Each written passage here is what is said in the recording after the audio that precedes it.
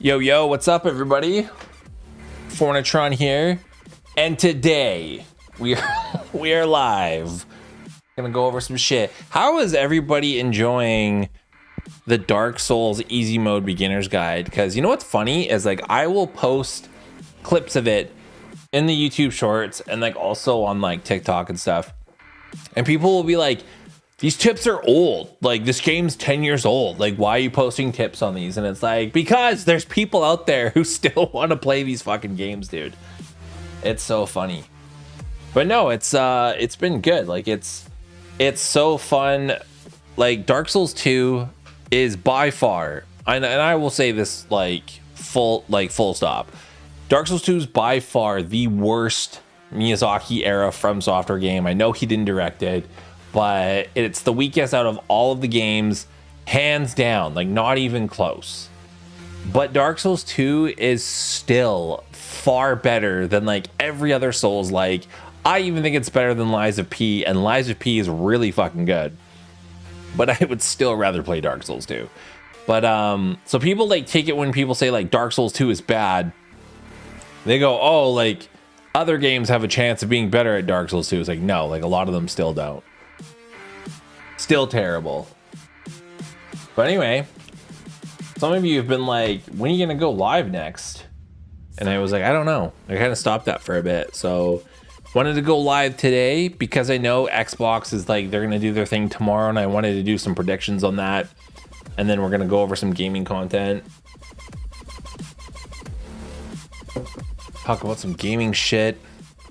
One thing, like a lot of like these podcasts will be like, oh, we're not one of those biased console war podcasts, yet in their fucking like profile banner is like the PlayStation icons for the controller, or like they're clearly a biased fucking channel.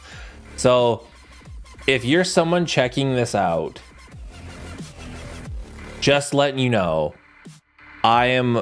the only bias I have is that I think From Software games are the fucking most S tier games out of all gaming right now. That's my only bias. I don't give a shit what console or platform you game on. I don't fucking care. I literally could give less of a fuck. Yeah. If you play on Xbox, that sucks because there's literally zero reason to own an Xbox console when you can just play their games on the Xbox app on PC. But I get it, if you don't have the hot gamer girl box to buy a gaming PC, then you want to play an Xbox, whatever. But I literally don't give a shit. Is that biased or just factual? It could be factual. I feel like it's pretty factual. I don't know. Their games are, I think they're the only developer to ever win 2 Game of the Year awards. Someone can fact check me on that. If you haven't already, join the Discord that we made. Please join our Discord. What's cool about this, it's just gonna be gaming shit. So this is what we're gonna do today. We're gonna go through a bunch of this, like just good stuff, like anything about gaming in general. It doesn't have to be soul stuff, but gaming, movies, who gives a shit? Join the Reddit. I said Discord. I don't give a fuck about my Discord. Discord's only for the homies, but join the Reddit. I agree. Let's go into some of these. And I'm also going to be joined by my friend Warwana. He might jump in. Or you're free to jump in whenever, by the way. Yeah, I'm here. Hey. You're like, I'm here, I'm lurking. Okay. Is the music too loud? I put it as low as I could. That sounds right. I just put like gaming mix. All right, let's get into this. Let's check some of this stuff out. So Crystal Dynamics warns racial ethnic stereotypes remain in Tomb Raider 1 to 3 remastered. Let's check out this article here. So for those of you who don't know, Tomb Raider just got a remaster. So it's the original trilogy. Like, these games are hella old. I don't want to like magnify 200%. Oh yeah, I'm stupid. What are your thoughts on this? I feel like this is good. Like, just keep it the original. Like, I hate it when they change shit. Like, I feel like I never played the original Resident Evil 4, but I heard from a bunch of hardcores that like they changed a bunch of stuff and like a bunch of his jokes in Resident Evil 4 remake because like the other ones were a little bit dated or like, I don't know, they weren't like modern. Yeah, I'm glad they didn't change a lot of stuff. Well, I haven't read the article, but I'm glad when they don't change things.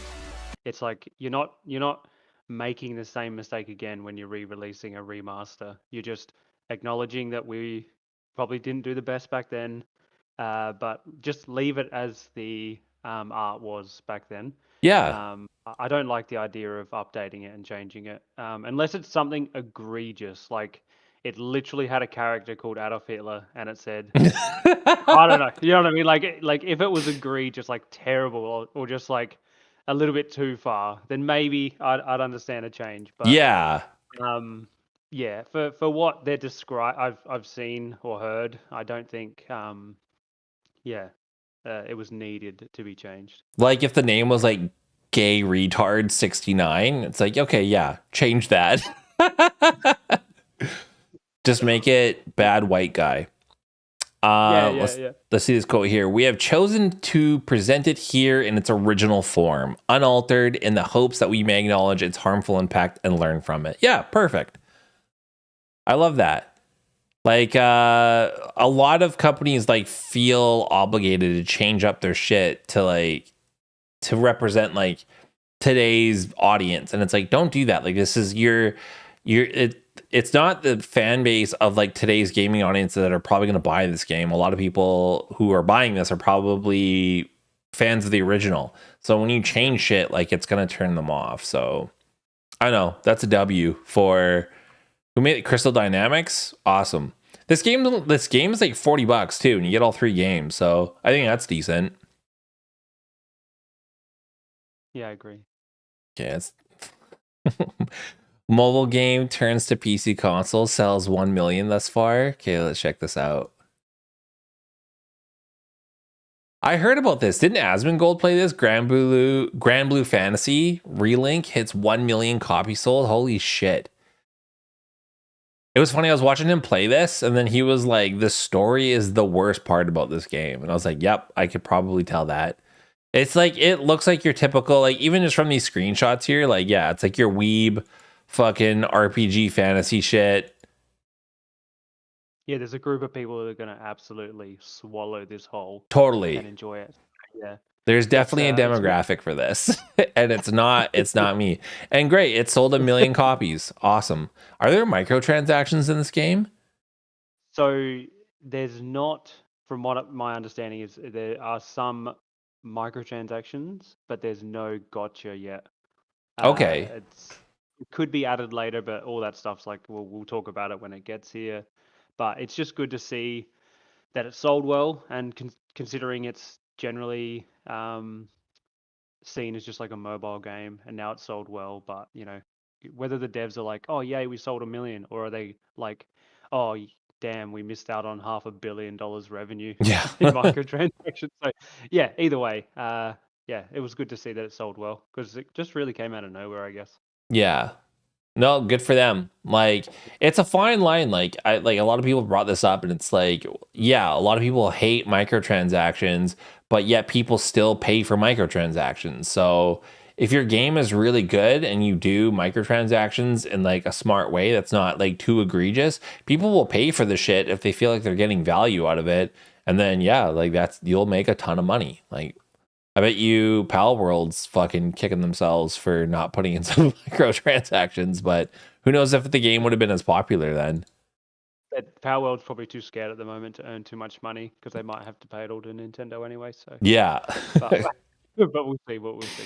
Oh, okay. So the DICE Awards, maybe Starfield's time. Let's check this out. How to watch. When are the DICE Awards? Wow.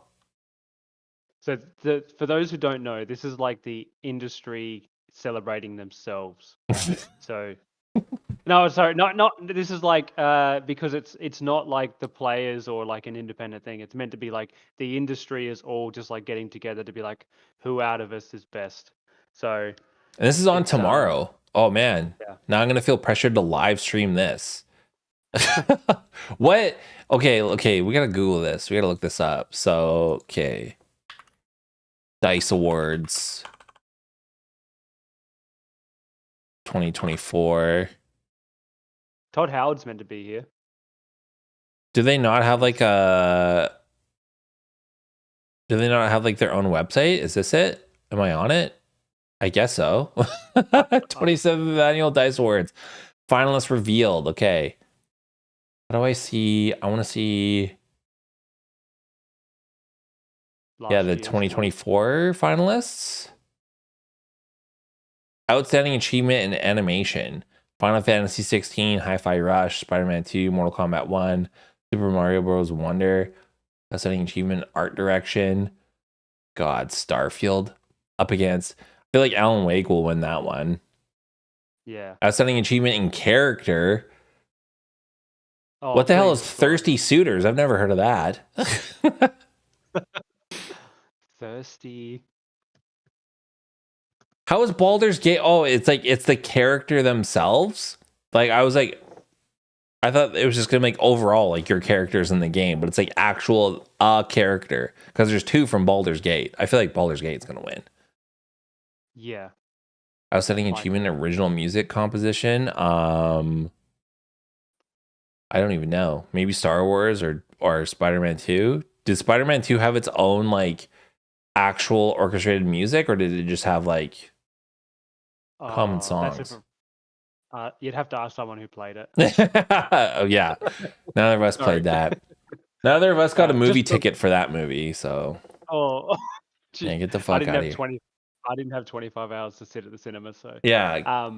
Just quietly before you continue, have you noticed that Spider-Man 2 is getting nominated for like everything here? Do you think this is where Spider-Man 2 actually wins an award? If it gets another fucking shutout, like that's embarrassing. Like, yeah, it got nominated for a shit ton of awards, but it won none of them at the Game Awards. Like, that's bad. Yeah. But it just goes to show you, like, some of these games, like, they just get like a gimme nomination because, yeah, of course. And it's like, it was the biggest offering by Sony other than Final Fantasy 16. And I don't know, like, that's a problem that I have, like, with like a lot of people. There's a problem with both sides. So like the PlayStation peeps and the Xbox peeps, because the PlayStation peeps will look at you dead in the face and say like Forspoken wasn't that bad, and you're like, I heard a podcast last week saying exactly that. They were coping again, saying it was actually good, and just it just got a lot of hate for no reason. Yeah. It's like, no, it got hate for legitimate reasons because that game was fucking garbage. The demo came out. We all got to play it. It's not like the game unlocked the true self of itself like 8 hours in or like outside of the demo. That was the game. That was like the best part of the game because you start off with like some of like the better abilities and like full mobility. And the game was trash. The game was fucking garbage. Like the cringe dialogue alone, like that, and just like the general gameplay loop. And just like the traversal and like the NPCs, all terrible in that game. And like, yeah, like PlayStation peeps will just like look at you and they can't take the L. They can't take the L, so they will never admit to you that game fucking sucked. And then they'll just be like, yeah, it was all right. It's like, oh, really cool. How many playthroughs did you do? How many hours you got logged in that fucking game? And it's like, I can't even trust your hours logged because I bet you just like put the game on and just left your PlayStation on. I don't know. But the same goes for the Xbox peeps as well. The Xbox peeps will look at you dead in the face and be like, Starfield was a great game. And you're like, no, it wasn't. It was fucking bloated garbage that was overhyped. We all knew it was going to be overhyped. And then you just slapped on like it's a Bethesda game to cover up this bullshit. And it's like, no, dude, it's like that. I don't even know what to call that when like, as soon as you get like your NPC companion, like they fucking their AI walks in front of your gunfire or gets stuck in a wall. And it's like on the first mission with your fucking NPC companion. It's like, that should not happen. Like I could see that happening like later on in the game because they don't have the development time to like polish later parts of the game, but at least have like the first couple hours super polished. But like that shit was like janky from the rip. Wow, you got to the first mission. You got further than like 70% of other players. I crushed that game. I can't even remember how long did it take me. I think it took me like 13 hours. Like it was not long because I fucking just like I did no side content. I went from like flashing dot to flashing dot, like whatever the story missions were, like to get through the game. And I fucking crushed it. And then yeah, it was garbage. And it's so funny because yeah, like Xbox fans will just like they'll look at you and they'll be like, yeah, Starfield was a great game. And it's like, bro, just fucking you could admit, like have better standards for yourself. And like that's why I can't get along with either of those people. Cause they're like, yeah, they'll have podcasts and they're like, yeah, we're not like biased at all. And they'll be like, haha, Xbox is like blah blah blah blah. Xbox is like gonna stop making consoles. And it's like, shut the fuck up. It's like Spider-Man 2 took a huge fucking L because it was the same game as before. And it's like there's nothing really new about it other than it's just like more of the same content. It's like, no, it's completely different because it's got new special abilities. It's like that doesn't make a game completely different. Yeah, not to mention it's technically the third game. Like it's the third game and they sort of didn't innovate too much. So No. from what but anyway, I don't want to hate on it too much, but Yeah, like the whatever. best part about that game would be to play as Venom, and apparently you can only do that for like one mission. And then people had to find like a hack to like out of bounds in the level so you could play as Venom longer. And then yeah, the devs shut that shit down. My favorite part, okay, I'll move on after this. I promise. My favorite part was when like I think it was like right when the game first released, and then they're like, oh, look at all the details of the city, like how much shit has changed since the previous games. It's like this building no longer has like this label on it, and they're like, see, like, ooh, I wonder what's happening there. And then they interviewed one of the devs, and then they're like, oh yeah, about that. And then like an update came out later, and then like the proper label for that building came out in the update. So it wasn't that it didn't have a label on it for like some story or lore implication. It was just fucking missing from the game. Like it was just a glitch. Yeah, and then they had to update the flags because they had the wrong flags. But anyway. Yeah. Let's move on. Oh, that's embarrassing. Yeah. It's like you probably have a team that checks that shit. Yeah, it's like the same 5 games like nominated over and over. Yeah, it really is. Outstanding achievement in story. Yeah, okay. Like Baldur's Gate 3 is winning that. Oh, Tears of the Kingdom got one in technical achievement. Yeah, they have that shit run on the Switch. Action game of the year, damn straight. Armored Core 6. Oh, Remnant 2 got a fucking nom. That's cool. Interesting. That's good. Family game of the year. Yeah, they got a lot of categories. This is such a random award show. Maybe I will watch it tomorrow. But yeah, maybe it's Starfield time. Maybe this is finally the only award show that's not completely biased. Oh, that guy, Greg, is going to be host. From IG, like 2 people from IGN. Great. I think it'll be good. Okay, let's check out some more of these articles here. All right, what else? What haven't we looked at yet? Oh, how many games is he making? All right, should be playing his new action espionage game. Oh, that's the one that he announced, right? This is the Sony one. The Sony one. So he wants to blur the lines between movies and games. So it's like he wants it so that if your mother walks in and sees you playing this game, she'll think you're watching a movie. Now, I mean, for me, just make a fucking movie. But I know. I will give him a chance. Like, okay, I see his vision. I respect the man. Let's see what he does with it. And let's see if he can nail what he's trying to put out. But I feel like it's just going to be like, if it's a movie, then I'm not going to be in control. Then why? Like, if it's a game that's like a movie, does that mean I'm not in control? Why am I not just watching a movie? Yeah. I don't know. But like I recently just played Death Stranding and I ripped on it for ages because I was like, dude, this is straight up. This is just a cinematic experience, like with like gameplay kind of slapped in. And that's what it is. Like if you tell me that it's anything other than that, you're a liar. Like it's not like in-depth gameplay. It's a unique twist on a game. I would say it's like I heard, because I was like, what's the true difference between the director's cut and the original game? And apparently it's a lot. Like apparently in the original game, like there wasn't a lot of like combat at all, and they added all of that into the director's cut. And like I'm just like, fuck, man, imagine playing this game without the limited combat that there is. And it's like you're fighting like the same NPCs that have like guns, and like they kind of chase after you, but they're easy to get away from. And then the BTs, like, yeah, they're like a gotcha gimmick, because yeah, like it's just for you to go stealth, and that's it. And then like sometimes you're forced to fight them, and then I don't know, like it's just like, oh, like how do you manage that with all this shit packed on you? It's a unique take, but it's just like he was definitely just he had this story that he wanted to tell, and then he had to fit some gameplay in there. And the game resonates with a lot of people. I'm just like, yeah, it was a unique story, but like I would rather the 8-episode HBO series rather than play this. Yeah, I agree. I played a couple of hours, and it just wasn't for me. I was like, I'll just watch the breakdown of what happens later. Like he's got good ideas. Like definitely like the PT demo. I want to play that. I want to give that a try. But like it's hard to get that though, isn't it? Because like you can't. I know you have to have like a hacked PS4. Yeah, that has it already on it. And like I'm like tempted to like buy one just for that, but like I'm on that note, do you remember that demo that came out a couple of years ago, and it was by a guy, and it was just like completely made up? Do you remember that? I remember that, yeah. And like everyone was like hyped up about it being like Silent Hill, and then like it was like a big fraud.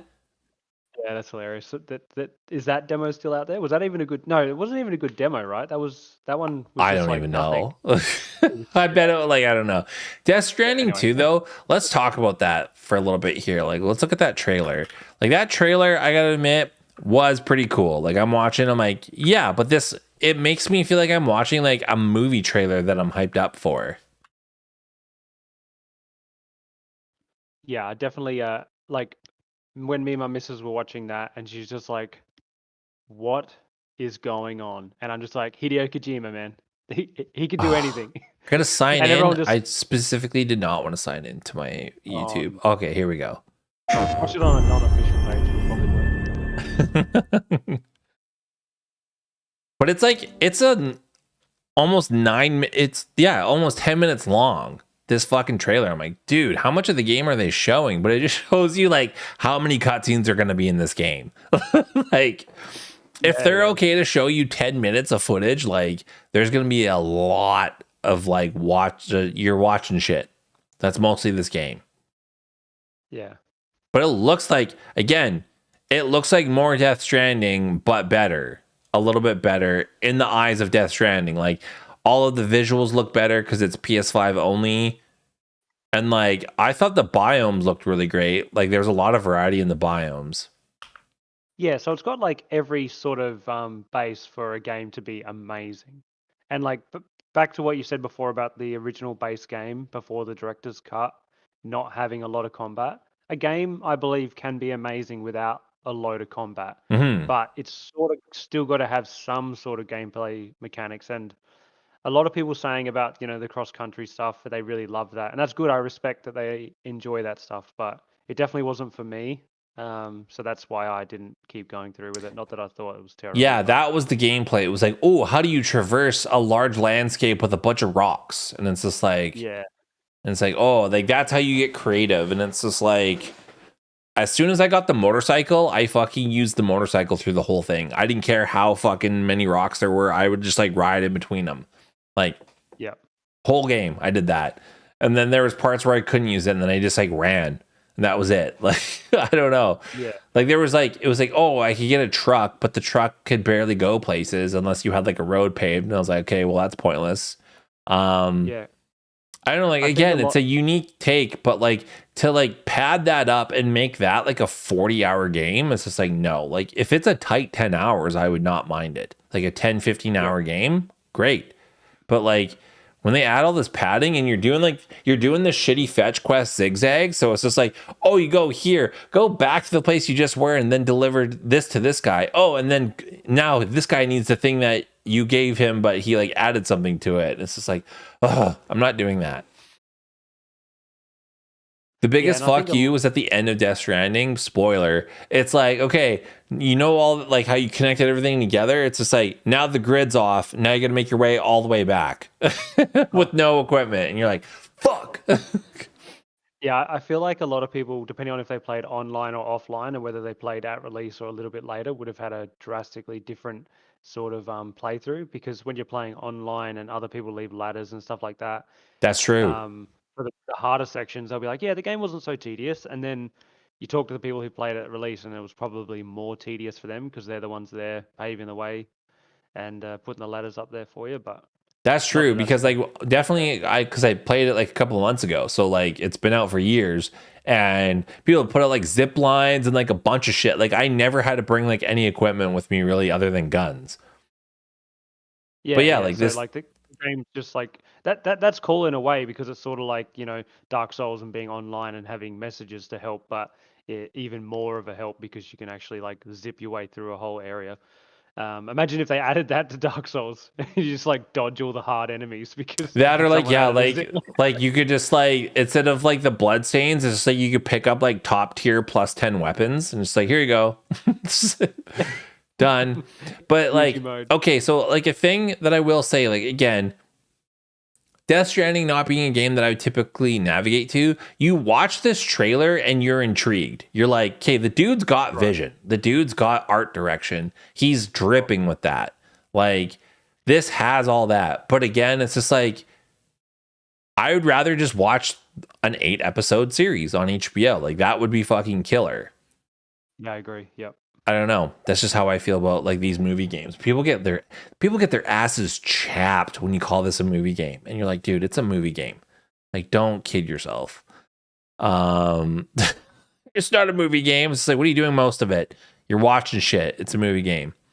Yeah. This was hilarious. So, okay, Immortals of Avium cost 125 million and was an awful idea in today's market, says former dev. This former dev is fucking hard coping. It's not that the type of game that it was awful. It was just that the game was bad.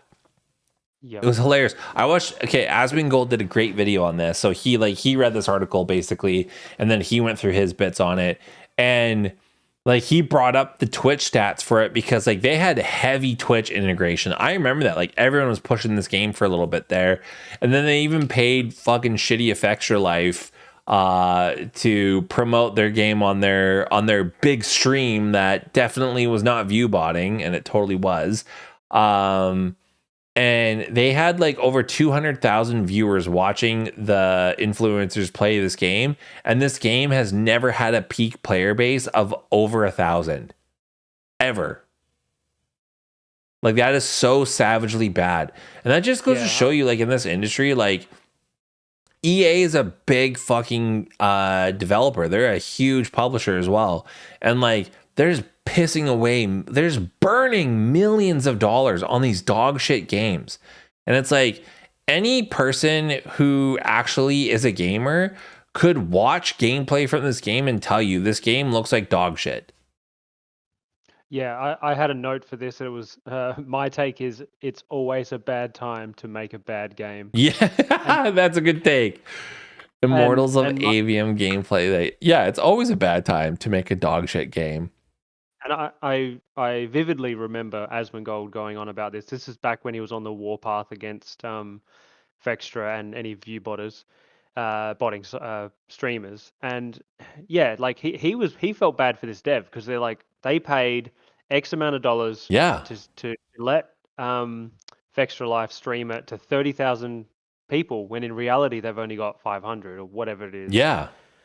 And he felt like Asmon was like, you know, being honorable, and he, you know, just trying to make a big deal on principle and trying to say, like, long term, how many game devs are going to go, actually, it didn't work for this game. Why should we do this? You know, so Asmon was really looking out for legit streamers with legit viewers. So it was good that Asmund did that, I think.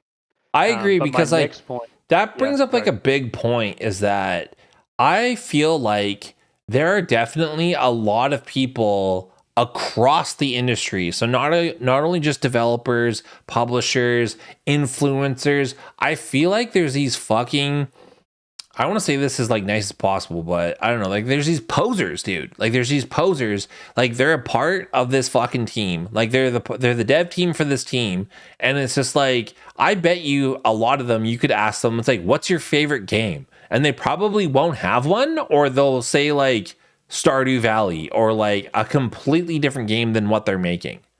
And it's like I know that's kind of like a form of gatekeeping, but like truthfully, if you are making a game, I feel like this is my personal opinion. I feel like everyone on that team should be a fan of the genre of game that you're making in some capacity.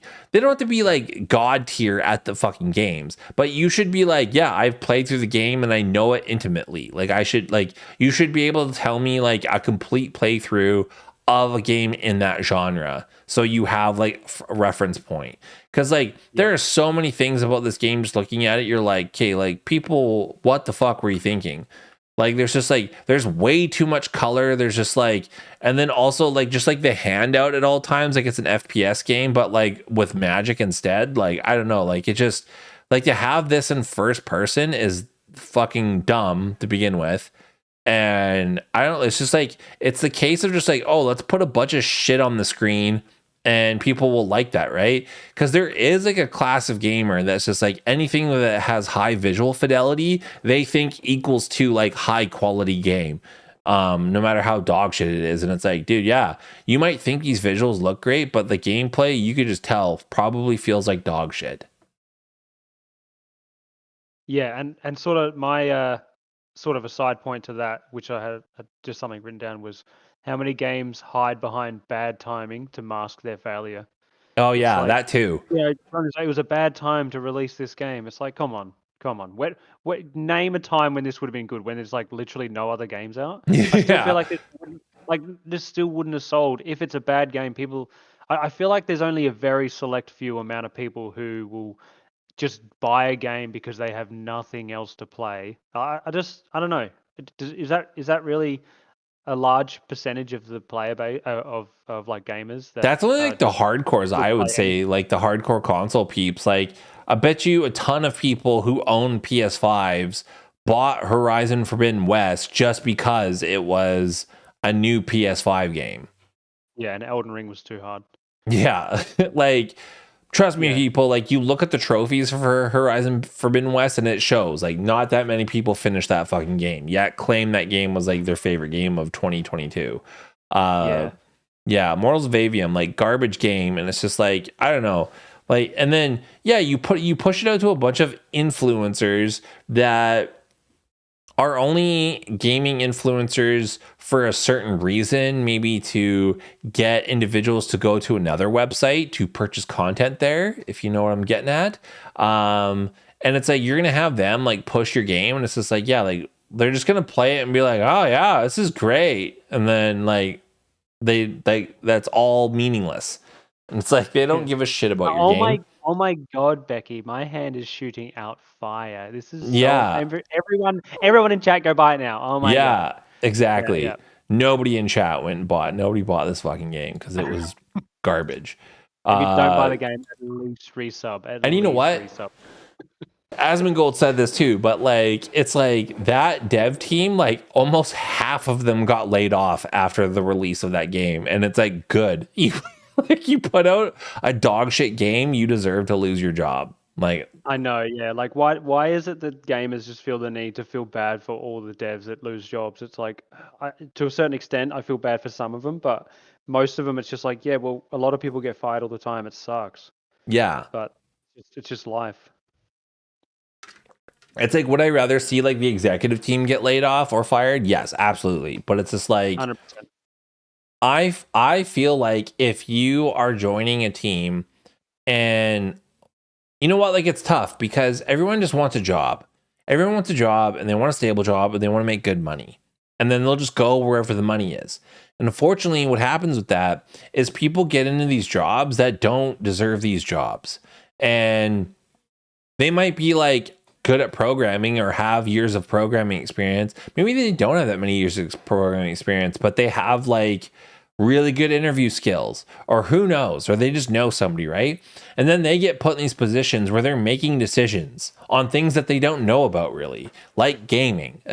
And then they're like, yeah, let's make a first person magic game made in Unreal Engine 5 with a bunch of shit, and yeah, hope it sticks, and like make a bunch of terrible decisions. Like how did that idea get past the board? Like, I would love to be there. yeah, like the way that they hyped it up. And then like Asmongold showed it in the clip that he did, but like it was one of these like big Apex players was playing it, and he was just like, there are so many decisions in this game that are like go against like a fun gameplay loop. Like when you shoot your magic, the crosshair will like jump up and down, and then there's like a bunch of motion blur, and it's just like, that's annoying. It's like, that's not fun. And it just goes to show you, like, people are in the wrong positions. Let's like, move on. Yep. Elden Ring mobile game. I laughed so hard when I heard about this. So like Tencent, remember a while ago they invested into From Software? I think they purchased like, I can't remember how much of a share. It wasn't that much though. And then people were like all worried about that. But now it's starting to make sense because they were a mobile game mainly developer and publisher. And it's like, why the fuck are they investing in a From Software? And it's just like people had all this speculation, but now it totally makes sense. It's like, yeah, they want to make like their off-brand Elden Ring fucking mobile game. And this might really happen too. Yeah, it might be that all the people who hated on it on console and said it was too hard and it needs an easy mode. Well, now there's an easy mode. For only $9.99, you can kill a boss. Yeah. So it could do well. You just like pay $10 to get past Margit, and it's just like, there you go. And then you can enjoy the rest of the game. Like, I don't know. Like, I feel like I'm not surprised by this. Like, I feel like it'll be super different. I don't think it'll look like Elden Ring, but it'll be like, didn't Final Fantasy 15 do this? They had like a mobile version of Final Fantasy 15, and it was like completely different. The characters looked all cartoony and shit. Yeah, a lot of games have like a mobile version, and just make sure anyone who wants more from an IP gets that. So it actually makes perfect sense, and I'm definitely not hating on anyone for making the game. Let the whales spend their money. They're going to spend the money regardless. If it's going to be feeding From Software's wallet, then let them do it. You know what I mean? Yeah. So as long as it doesn't affect any of the mainline games, then I am completely happy with them subsidizing, getting someone else to make a money cash cow for them. Yeah, that was probably like a deal that they made. They're probably just like, yeah, you don't get any say, even though you own this many shares. But what we can do is license out our likeness and rights for our property, so you can make a mobile game out of it and make some money out of it. And then like it'll be like clearly by 10, like it'll show that it's like actually made by From Software.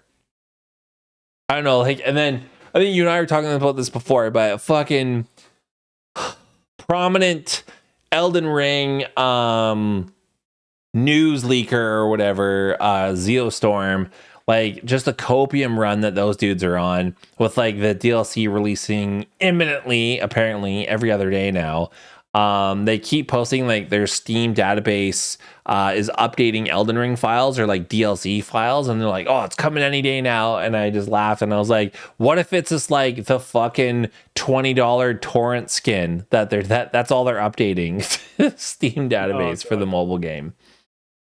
Yeah, Zeostorm, he's a bit like lightning. He never strikes twice. So yeah, like I get it though. Like when you make that kind of content, that's all you become, and you try to branch off from that, and then no one gives a shit about any of your other content. So you've got to make like a 20-minute video out of any little scrap of fucking rumors or news. Like that's when I like dipped out, is when the Shadow of the Erd Tree image came out and like they announced it, it's like people were making like 30-minute videos on one image alone. And it's just like, yeah, there's a bunch of like ideas that you could have, but like you never really know. Like, yeah, Mikola is in that fucking picture, but like Mikola could not be in the game, like the DLC whatsoever, like only by name drop. Like that could totally happen because like Dark Souls, when Dark Souls 3 came out, VatiVidya like made 20 videos about what's going to be happening in the DLC or like his speculation. It's like none of it came true. Nobody knew that it was all going to be about a new character named Gale. Like, Yeah, but like I have a guy at work who I work with who he watches all the Star Wars stuff. And it's funny because like me and you are people who are just dying for like only factual information.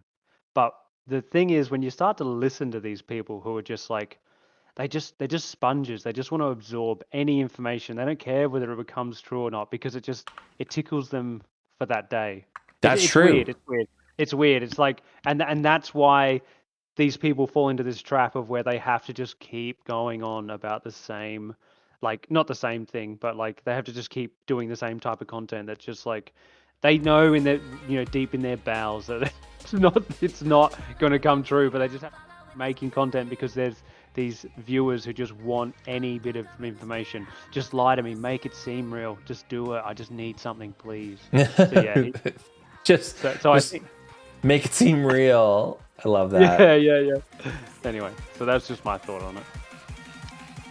Yeah, like I agree. Like there's people that will just they'll take any rumor and like all you have to do is speculate on it and they'll watch your content. I get that. And like I used to do that. And like yeah, like you get a bunch of views from that, but then you're cornered into that. And like when you want to like play the game and have people watch, no one will give a shit about your gameplay. And like honestly, why would they when they could just watch some influencer babe with like no clothes on play the same game? And it's just like you have to be like ridiculously good at the game for people to want to watch. You have to be something interesting.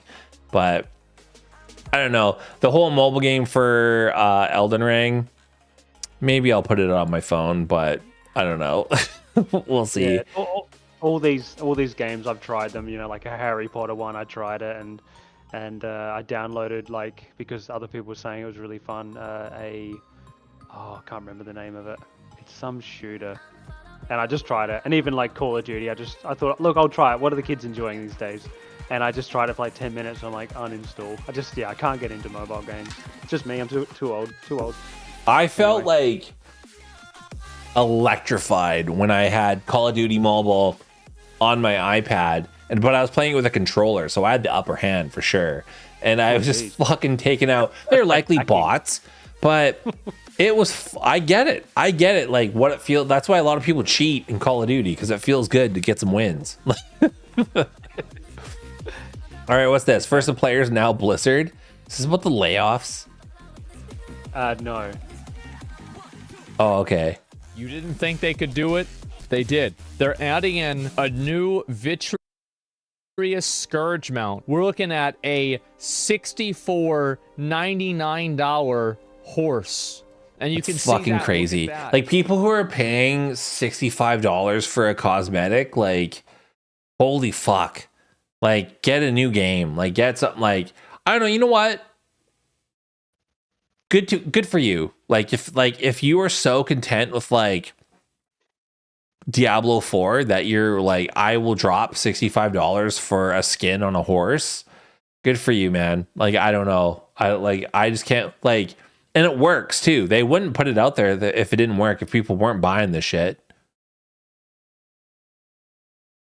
Like people buy these mounts and like these cosmetics and then they'll do it on like their Twitch channel or like their stream or whatever, and they'll do it for the memes, but like they're still paying for it and Blizzard's still getting that money. That is a beautiful mount. Exactly. Oh, and wow. Like the Look pushback at where people that. say, oh, you could have bought this other game for that price. It's sort of like anyone who makes that comment doesn't truly understand the type of person who will buy this set and Yeah. like 7,000 coins and the horse armor. They're a type of person who is, I'm not going to say their intelligence level, like that doesn't matter. Let's not be mean to anyone, but they're the type of person who want to show off and want to be like, I like this game. I feel strong and powerful in this game. I want to keep playing the game. And that's perfectly fine. Like You play a lot of hours of Elden Ring. A lot of people moved on and try something else, but these other people who want to spend money on this horse armor with 7,000 coins, like, because obviously there's coins with it. It's not just for the horse. Yeah, But you can't, like, you got to buy the coins, which are conveniently priced. So like you yeah, can yeah, never buy the exact amount that you need. yeah. So like the type of person is that they're gonna stay on the game anyway, and that's why these sets exist. And anyone saying, "Oh, you could have bought this other game," they're sort of not acknowledging what type of person will buy it. But is it sad? Yes, very sad. But it's the reality, and the whales exist. I'm more And just like upset that it works. Like people buy this shit. oh yeah, Isn't that amazing? yeah, How much is exactly. the It's definitely game sad now? that It's that happens. $60. So let me get this straight. The I love mount this where he's costs like, more how much than is the game? Let's And then see like what the people fucking decide cosmetic about costs that. more than the I game. guess like literally nobody Yeah, cares. I'd love to see a sort of like them in court, sort Wait, of Blizzard, trying are to you all justify right? pricing if it ever comes to it. Yeah. Like how Wait, can is you this possibly real? justify No way, right? the Like, price they don't even of have any of anything these there. They $30 just have skins that are in there, whatever they cost, being that price when making the whole game they can sell at $70.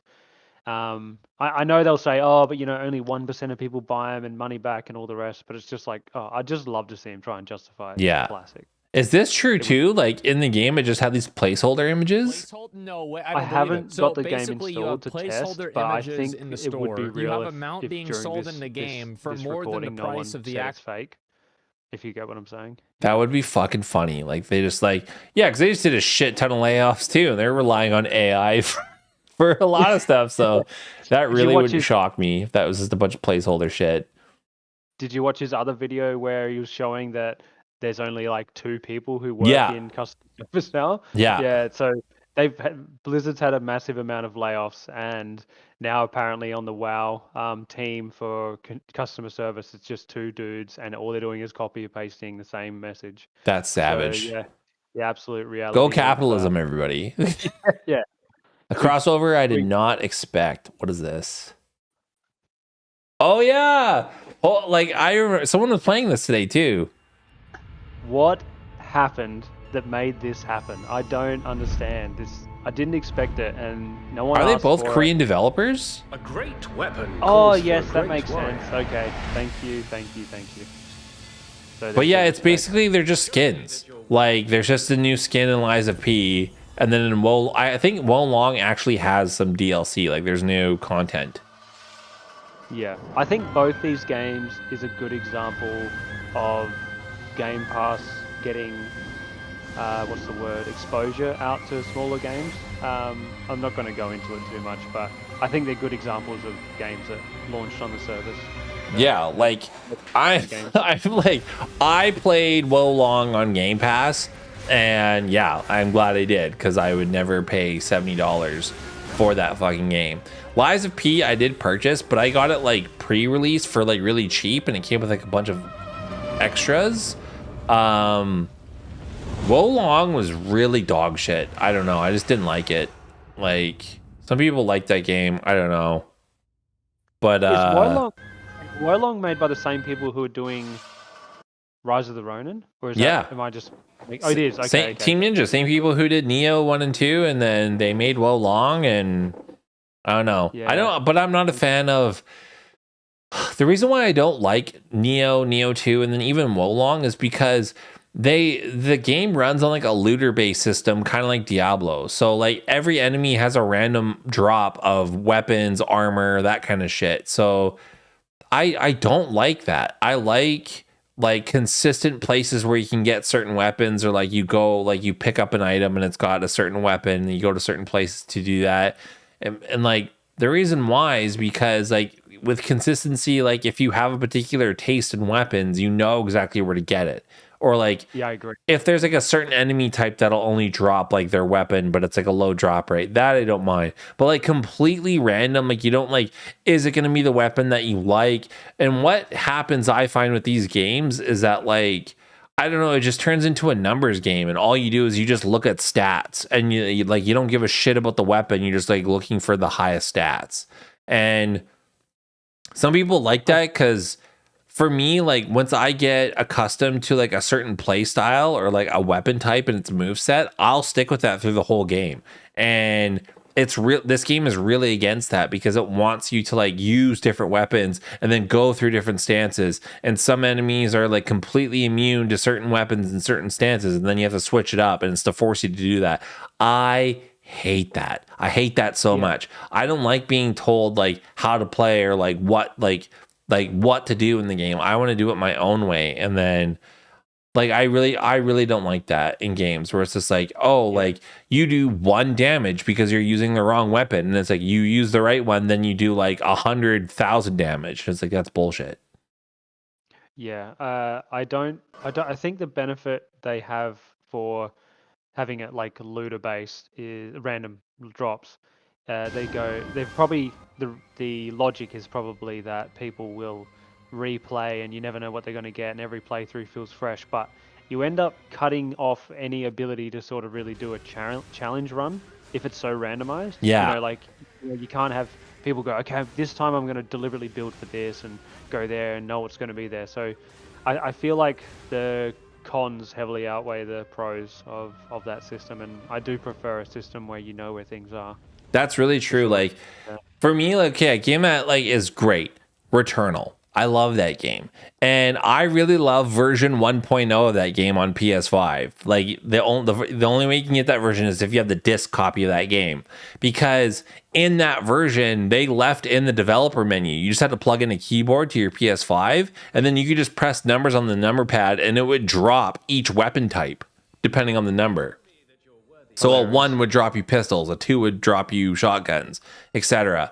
So what I loved about that wasn't to like cheat per se. It was because then I could do things like challenge runs. I could be like, oh, pistol only or shotgun only. Whereas if you play the game naturally, you can't really do that because you might get like depends on the run. Like you might get like the shittiest drops ever, and you might never get the weapon that you can do a run with. And some people are like, well, there's the challenge right there. Like, then you can't upgrade your weapon. It's like, yeah, but you can't really start the run either if like you can't start with the weapon that you want to do the run with, right? So like, I love that. And like even on the PC version, I'm like waiting for the cheat to come out where I can add that back in, but it just hasn't come out yet. But back on topic, the Wolong and Lies of P cross collaboration. It's skins, cool stuff. It's not going to get me to sign back up for Game Pass to play Wolong or purchase Wolong because that game is dog shit, and I don't have high hopes for Rise of the Ronin, but maybe I'll play Lies of P again. I know I liked it. I played it a few times. I got 2 of the endings. I didn't get the 3rd ending, the secret ending or whatever, but like, I don't know, maybe I will give it a try like after they've done a bunch of updates and apparently they made the gameplay a little bit better. What are your thoughts? Yeah, I might go back for the DLC. I'm not trying Wolong. I haven't tried it, and I'm not going to. I've just heard too many negative things. But Lies of P, I'll see what the DLC brings and how much updates they do to it. I finished it once, and yeah, I did really enjoy it. Yeah, definitely has issues, you know, the tracking and the force sort of not a lot of build options and stuff like that. But overall, I really liked it. So yeah. All right, what else we got? Let's keep going here. Oh yeah. Okay. No. Oh no. Let's check this out. Plug in the Player 2 controller this Valentine's Day. Nice. What is this? Happy Valentine's Day, everyone. Yeah. Oh my god. People have been like, "Oh, have you played It Takes Two?" I'm like, "No," because I don't have someone else I want to play it with. Fall Guys. Do people still play Fall Guys? Yeah, a little bit, but mainly not. But yeah, Jimmy looking at like the It Takes Two disc. It's like requirements minimum 1 friend. Yeah, like, and then just like cry meme. Oh shit! Maybe my mom can play with me. I'm still pissed that like I didn't get the hot dog suit in Fall Guys, and like I have FOMO for that because they never brought it back. Savage. Is that it? But yeah, they don't even have like what's that cooking game? Oh, you don't want to play that with a partner. Holy shit. Just get into fights. Yeah. Yeah, you think that you've got even the slightest. Oh, you know what's funny? I played that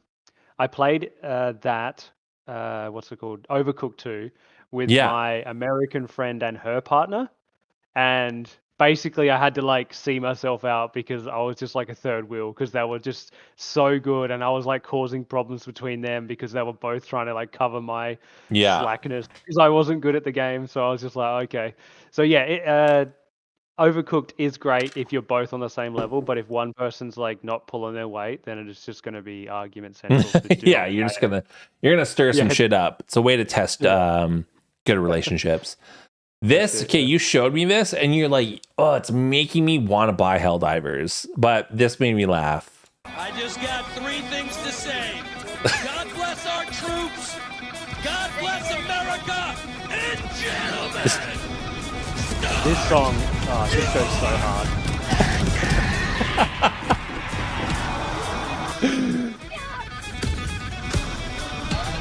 This game just looks like a good time, and apparently it is. Like, you've been having a lot of fun with it, right? Yeah, definitely. Yeah, like the bug missions are better than the robot missions, but just having a good time. But the robot missions are definitely a lot of fun. But getting shot back, it's like, hey, you're not allowed to do that. Like people have like these unspoken PvE rules, which is hilarious. It reminds me of kind of like the PvP rules in Dark Souls. It's like no healing, and it's just like you gotta bow and like all that shit. And if you don't, then you just cheese the fuck out of the person to punish them. But yeah, like people are like, yeah, like no friendly fire, be careful about that. And then also sharing the loot drops, like making sure you're not just like the loot goblin like fucking over people that are also playing. Well, there's different stratagems that you get shot down, right? So you saw the napalm strike there, and Yeah, the missile strike. Some of them are the cooldown is only for yourself, and others are cooldowns for the team. So when you're calling in reinforcements or you're calling in a resupply at the yellow ones, I believe they're yellow, you're calling it in and you're getting a cooldown timer for your whole team. Now, when people first start out, they don't realize that. So they're calling in a resupply and that has like a 2-minute cooldown for the whole team. And then they're going and picking up all the resupplies. So at first, there's a bit of like, what's this dude doing? Why is he stealing all the all the resupplies? But once you figure that out, it's much better. But yeah, at first, yeah. I'm tempted. It's cheap too. It's not like a full price game. It's like, what is it? $40 US? No, it's $40 Canadian. So like, it's cheap. Meant to be 40, yeah, it's meant to be $40 US, is my understanding, but it costs $60 Australian, and it's worth every cent for me. Yeah. And then the guy at work, the IT guy at work, he's doing like level 9 missions, or like the highest difficulty missions already with his mates. He's 30 hours in, and he's loving it. I know it's a good game because like I have a buddy who like doesn't play games that often. Like he texted me to be like, dude, have you played Helldivers? Shit's fun.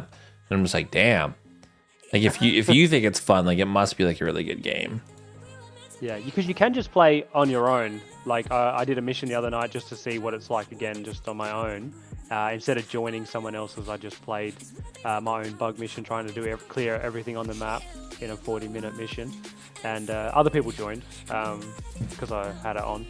And that's cool. It was fun. It ended up being more hectic towards the end as more people joined. It just looks like one of those games that like, like if you like you don't want to fully invest into like a story-based game or a game like like you like doesn't have like a lot of checkpoints and like you gotta like dump time into. It just looks like a good game that like if you want to play for 30 minutes and like do a few quick runs, like you can do that.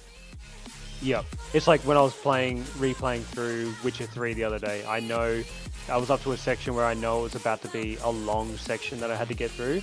So I was like, oh, well, I won't do this right now. I'll do it later. Yeah. Whereas with Helldivers, it's like the mission is 40 minutes and it can't take any longer because you'll fail it. Or not, yeah, it'll just end the mission and you didn't get out. But yeah, so it's good in that regard of just jumping in, jumping out, just a quick game, get out. There are 10-minute missions as well, just shorter ones. So that's cool. Yeah. All right, let's talk about this. So like this kind of wraps into like the whole Xbox is announcing because like they freaked everyone out. So there's been rumors going on for a long time that like some Xbox exclusive games are coming to PlayStation. They're coming to Nintendo Switch. So Hi-Fi Rush is one of them. Then people were saying that like Starfield's coming over and then Indiana Jones is coming over. And it is freaking people the fuck out. All the Xbots are just like having panic attacks or making music videos as they do fucking about like how upset they are about this. And yeah, like everyone thinks that Xbox is going to be turning into a publisher, and then Take-Two CEO, so Take-Two, people who make Rockstar and like GTA games, says competing Xbox and PlayStation consoles are a benefit, but not a necessity. Like it's a benefit, yeah, because then you get to sell your game on 2 different platforms, and then you get 2 different audiences. So, and it's not a necessity because if they take that away, then everyone's just going to be on the one platform, and then they'll still buy their game. So like, I can already tell like where they're going to come from this. But what are your thoughts on that? Like Xbox like giving up and then just putting their games on PlayStation? Do you think that's going to happen? So I think it's going to be. I think the announcement tomorrow. My prediction is that they're going to start saying the case by case thing that they did in 2017. So are you going to split the winnings? Quantum Break. I need you to. I just got 3 things. I think that they're going to say these little ones for now and case by case later, and then within a year or 2, they might go day and day all the time, because the marketing has been for ages play anywhere, and they're not trying to force you to buy a console and all the rest. But my sort of question is, it's not about doom and gloom for consoles, because like not many people are on the console anyway, on the Xbox console. Yeah. It's more so, does Xbox understand that you're going to lose a lot of like sales that you would just get immediately just because it's on an Xbox exclusive? For example, I mean, how much is that? There's probably not a lot anyway, but for example, how many people bought every single PS5 exclusive simply because it's a PS5 exclusive? Like fanboys I'm talking about. That's true. So at the same time, they're going to lose out on those, and then they're going to gain so many more just being on PlayStations and Switch and stuff like that. So if I'm not the biggest fan of like Microsoft, because like I just for a lot of little things, and like I don't hate them or anything, but I respect the hell out of their ability to make money. So yeah. I trust whatever move they make will be to make the most money. And while a lot of people say, and I sort of agree, that Microsoft doesn't understand art, they do understand numbers, and they know that if they're going to ship games on more systems to more players, that they're going to make more money, so, or get more sales. So but yeah, it's only a day now until the announcement. It's been a long week for a lot of people, I believe, but Yeah, like yeah, a I lot of think people throwing themselves off bridges, but like I agree, Yeah. they're gonna pivot it as this like, yeah, we're gonna look at it a case by case basis. Like we want to be an open platform. We want more people to experience these great games. Da da da da. This doesn't mean that we're exiting out of the console space. We always want to provide options for the people that prefer gaming on consoles. Blah blah blah blah. Like they're gonna pivot that way. But yeah, they just see it like Game Pass not being available on PlayStation, and it won't ever be available on PlayStation. The people that are in the Xbox ecosystem, in my experience, don't buy games. They just pay for Game Pass. Like the people that are like Xbox peeps, I don't see them posting on Twitter with pictures of them with their copy of Starfield. Like they don't do that. Like they have Game Pass and they download the games on Game Pass. That's it, yeah. And that's not inherently bad. That's what Microsoft says they want you to do. But yeah, I think that regardless of whether you want to say Game Pass makes money or not, that's not really within the point of discussion. It's more so whether is Microsoft really just going to put every single game they have on PlayStation and Switch. And I think that they will long term, but they'll tomorrow just say case by case to sort of like make it that slow drip out. But Yeah. yeah, it's hard to know whether they will just rip the Band-Aid off tomorrow and say, yep, everything everywhere right now. Because the most interesting part is a lot of the times I say to people, we should stop listening so aggressively to all these leaks, because you have every week it's Sony's going to do a state of play this week, and it's like yeah, no shit, you say it enough and it's going to be true, and you're going to go, see, I called it. Yeah. Oh my god. And you're like, And no, it's just you were like- wrong the other 500 times. Yeah, like I don't know, like So it's just- and like all the fucking Sony fans be like, haha, like I'm gonna be able to play Starfield. It's like, really? Like you want to play Starfield? The game was dog shit. It's just like yeah, go. All you're doing is just like you're making Microsoft money if you buy any of the games that they release on the platform. So they're gonna win. It's just a W for them. Like if you buy any of the shit, like it's not like Exactly. an L for Xbox people. It's like the only thing the Xbox people are going to lose out on is like, oh, you can't play this game because you don't have the platform. And it's like, Yeah, I think the saddest part was how much of a meltdown a lot of the Xbox purists were sort of having that day, that when it really hit the fan. And like obviously me who couldn't help myself, I had to go on all the podcasts and I did a super chat on one of them where they were having a real bad time. And I sent a super chat for $2 and it said, who's going to be the first to get the Halo Plat on PS5? And the dude had to like stop when he was halfway through reading. He was like, I'm glad you're all having a good time. He was having a bad, but it was pretty funny. Who's getting the Halo Master Collection fucking platinum week 1? Yeah, because that's a slog. That's an absolute slog getting 7,000. It's 7,000 gamer score. Oh I my believe. god.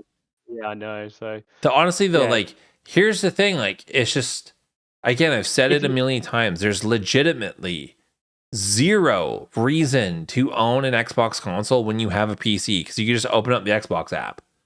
Like you can just open this up and you can play every single game that's on Xbox, and you can get PC Game Pass. And it's like the only game, and this is from our J Retro days, was like apparently NHL is not available on here, and it's like, who cares? That's available everywhere. So you're not missing out on anything. So it's like legitimately zero reason to own an actual Xbox console if you have a gaming PC that's of like, if you have like a GTX 2060 or higher, like there's no reason to own an Xbox. Yeah, that's right. And it's been true basically this whole generation, I'd say. And anyone who's bought a console, it's perfectly fine that they bought a console. But if you've got a good PC and the console, I sort of don't know what they're doing. And I don't know. And like I don't want to like be like a PlayStation hater, but like I barely touch my PS5 anymore. Like the only things I play on it are the exclusives that are not on PC, and I'm perfectly fine with that. Like I'm fine with it, like just picking it up and then playing FF16 when it came out, or playing FF7 Rebirth when it comes out, when it drops. And then just recently, I was telling you about this earlier, I played through the Intergrade chapters for Final Fantasy VII Remake, and it's like it's only 2 chapters. It was so short, and like it was barely any content. Like so much of it was just like platforming and then like throwing shit at boxes, and then there's like a couple of throwaway bosses. Well, did you see that Rebirth exclusivity on console is only 3 months, right? Yeah, something like that. Yeah, so it's very short, very short. So someone on PC will likely just wait for that to come to PC. And that's if like, they release it like right on the 3-month mark. Yeah. Maybe it comes 4 or 5 months later. Who knows? But the minimum time it could be is 3 months. But I play mainly I'd say PS5, but simply because my PC isn't as powerful as the PS5, so like the visuals are generally about the same. And my PC is set up to be a what's it called, a sim rig, so it's not as comfortable for like shooters and stuff generally. So, that makes sense. So like like I get it. Like if people, like I'm just saying my personal experience, like I don't know, like I just play on PC way more, and like I literally I don't even use this PC as a PC. I literally treat it like a console. Like it's not my daily driver. I use my Mac as a daily driver.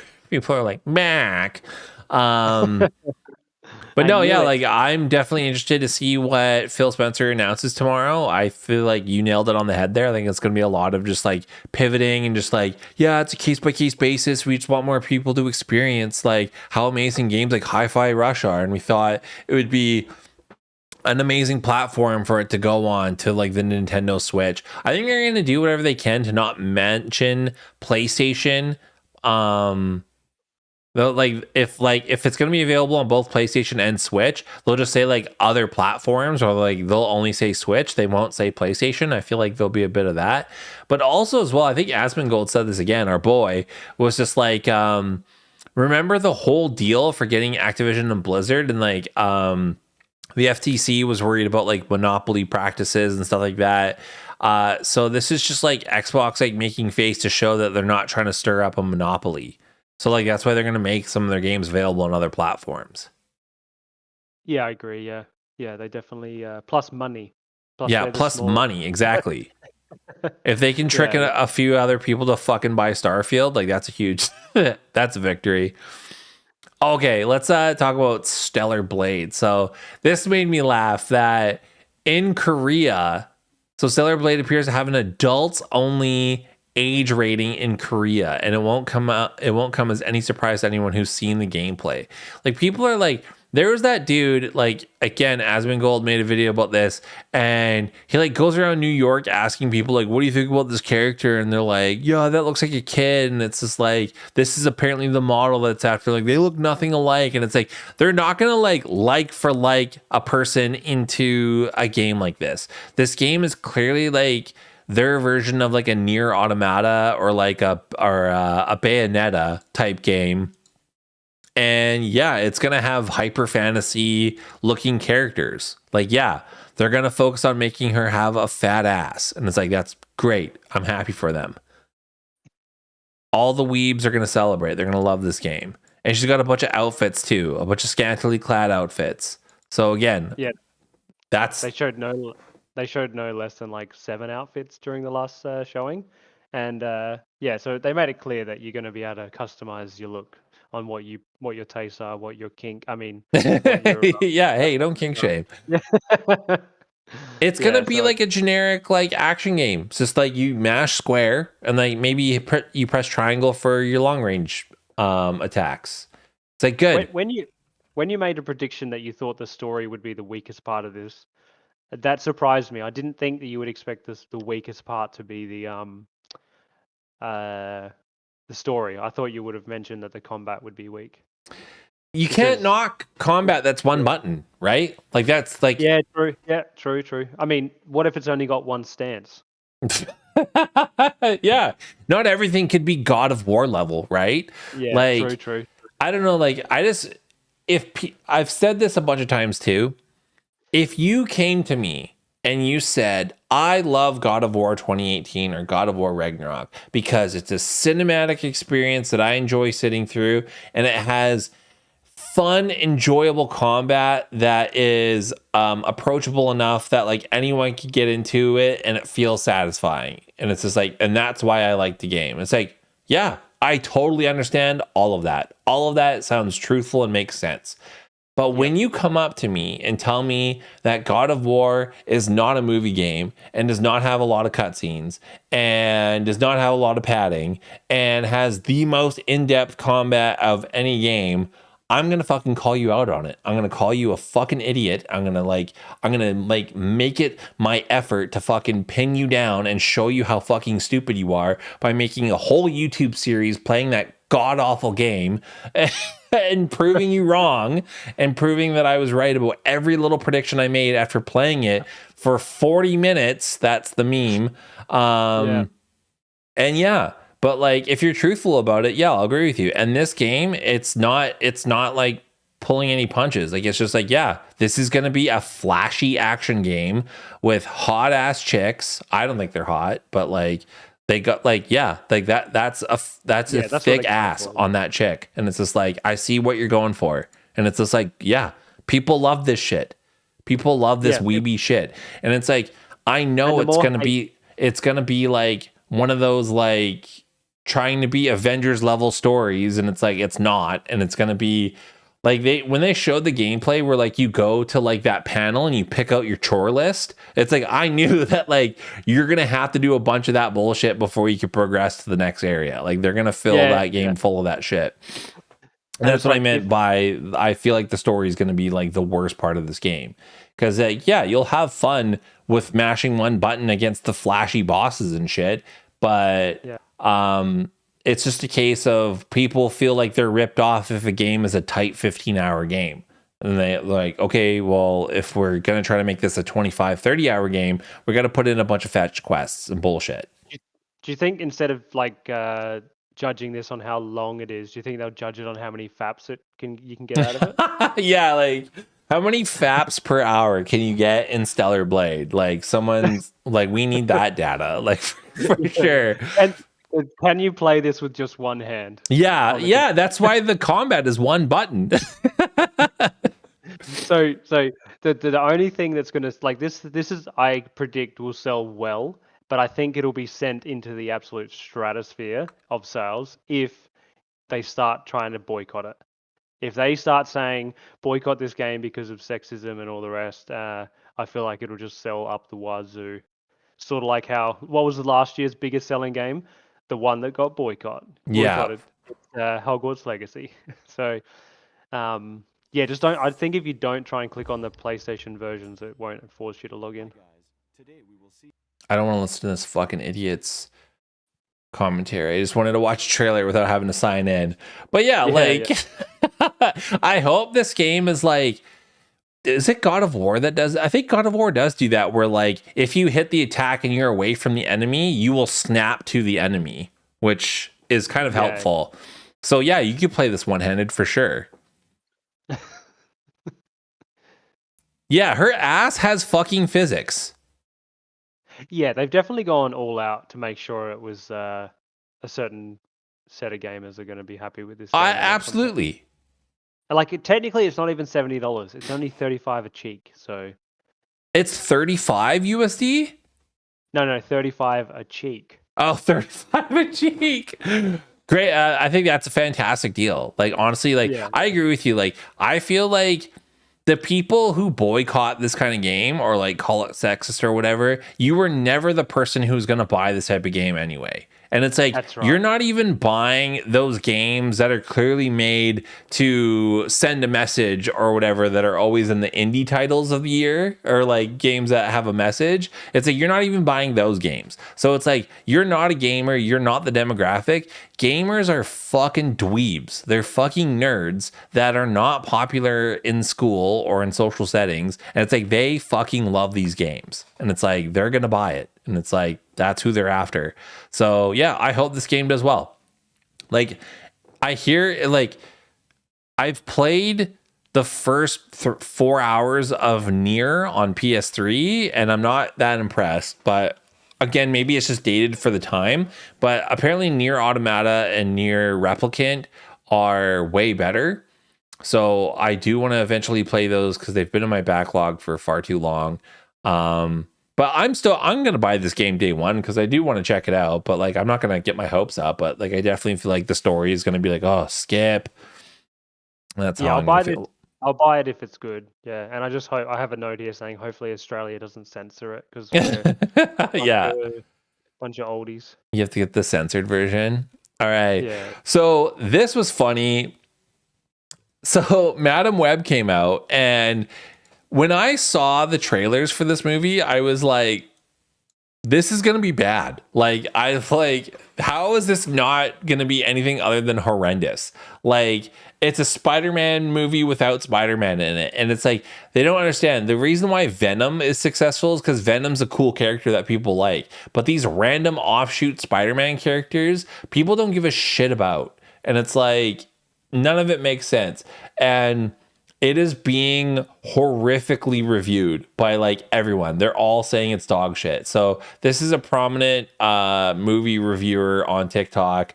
And it's nice to see someone of body type A or B say that this movie's terrible and not just fucking cope. Being 100% sincere when I say that Madam Web very well might be the worst movie ever made.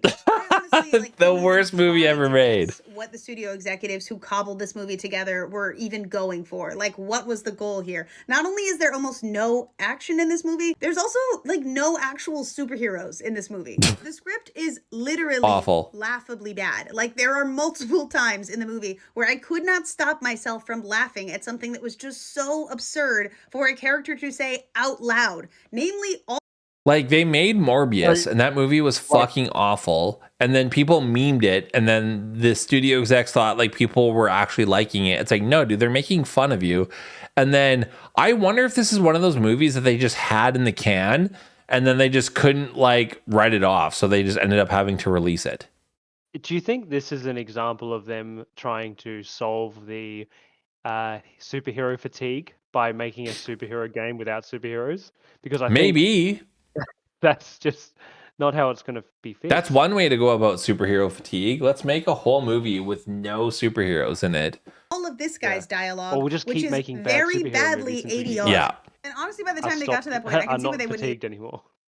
I've like completely, I can't even remember what did it for me, but I think it was the Obi-Wan series. I started watching that and I was like, this is fucking dog shit. And I was like, dude, they just butchered that character so hard. And I just completely stopped. I haven't watched any of the Marvel movies or like releases since. And it's just like, I just can't be bothered because they all just look terrible. You know what they're going to try to do.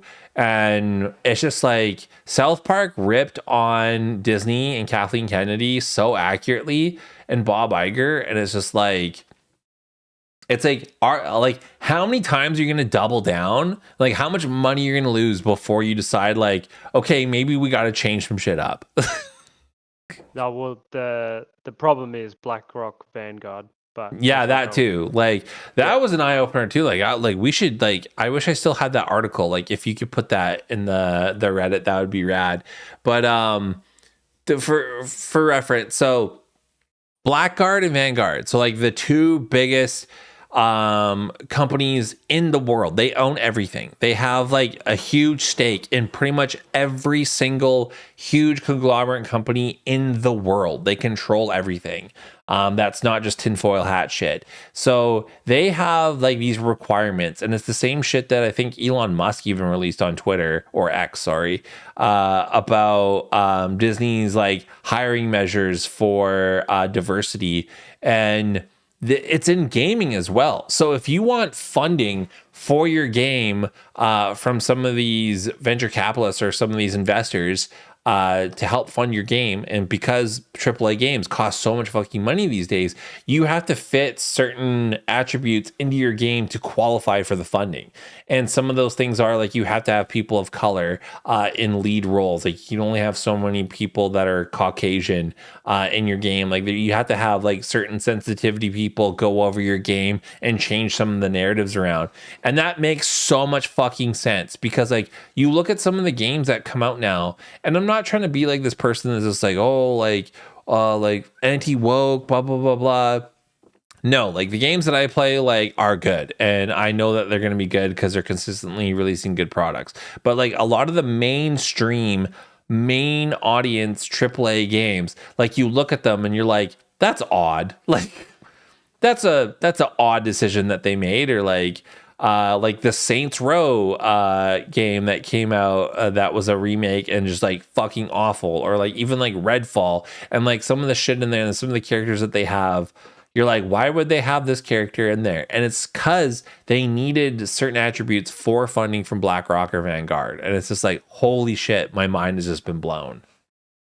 Yeah, like little things like in Spider-Man 2, for example, using a relevant new game, is that you have all this pandering to the LGBTQIA plus groups with sort of side quests and, you know, gay characters, etc.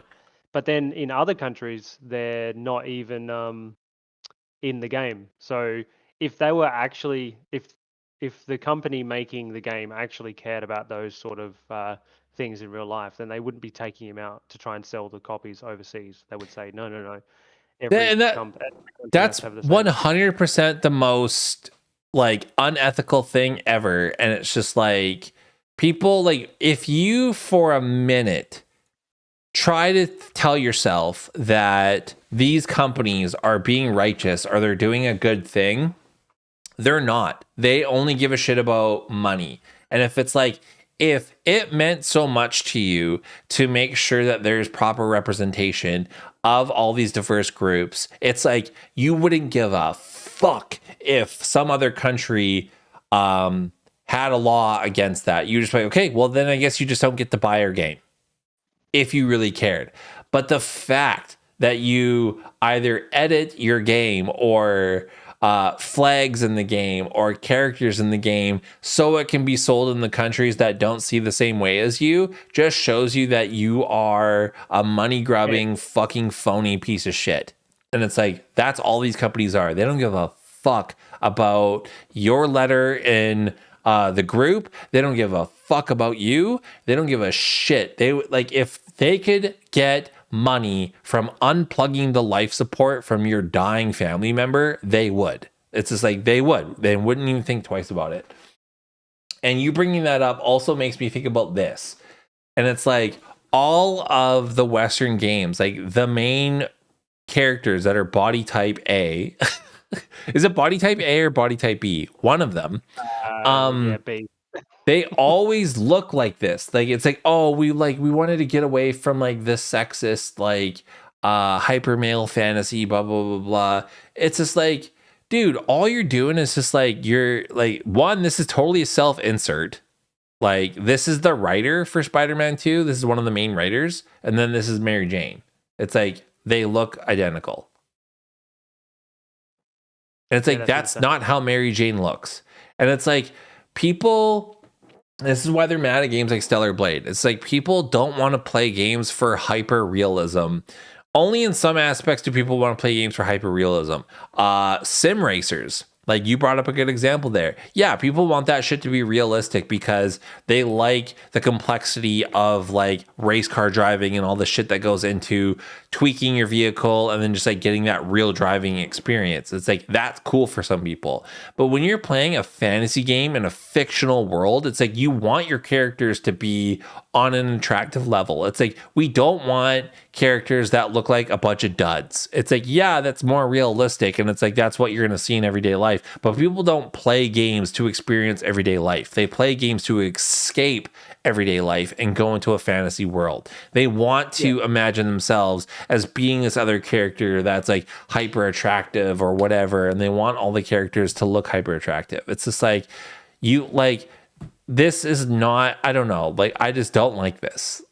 Well, it's just like me predominantly in games over the years, growing up and now, like even now, like a lot of the times I'll pick a female character because I'd rather look at a female character for 150 hours than I would just looking at a dude. And then they don't even like, they make it so that the female characters don't look overly sexualized and all the rest, and that's fine. But why is it the dudes still look like 150 pounds worth of just muscle, you know, like a 300-pound dude and 1% body fat? It's like, that's just as unrealistic. But the dudes don't care. They go, hell yeah, I wish I had that much protein. Yeah, like, man, I need to up my protein shakes. But it's like, I feel like even this photo of Aloy's touched up because she just looks terrible in Forbidden West. Like, it's not a good look. At least in this, they can try and hide behind the fact that it's post-apocalyptic war area and she wouldn't have time to do her makeup. Whereas Mary Jane in Spider-Man 2, like, come on, even if someone's attacking you, you still got time to put your makeup in the morning. What I will say, though, is in Horizon Forbidden West, okay, this is a fake picture, but all of the characters are not attractive. So, like, even the dudes are, like, fucking chubby dudes, and, like, they're not... Yeah, so at least they're consistent in. They're consistent, yeah. Actually, no, the one dude's pretty good looking, but no, like, what? Oh yeah, so he's your type. Oh yeah, it's totally my type. This guy, he's a decent looking dude, but like, no, like, I don't know, like, I think. Oh, we can't see him. Oh yeah, because he's hidden behind you. So. Let's open image, a new tab. This guy. Oh yeah. But like, what was another game that's a good example? I feel like it's that Xbox game, but I feel like that was just a really bad moment in the frame. Fable, right? No, she looks... Have you seen... We'll do the comparison of Fable character versus actress, and then see whether you make the same determination. This is another thing too, yeah.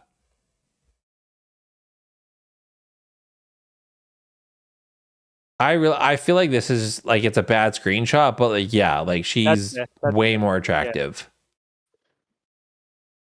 Yeah. It's like, you couldn't fix her teeth, dude. Like, come on.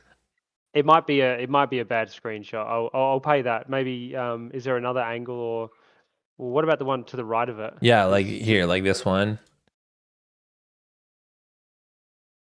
But still, like they purposely turn it down in the game, and it's because they don't want to be labeled as like the male fantasy, blah blah blah blah, and then that's why they do it. And it's like, just fucking, we don't want that.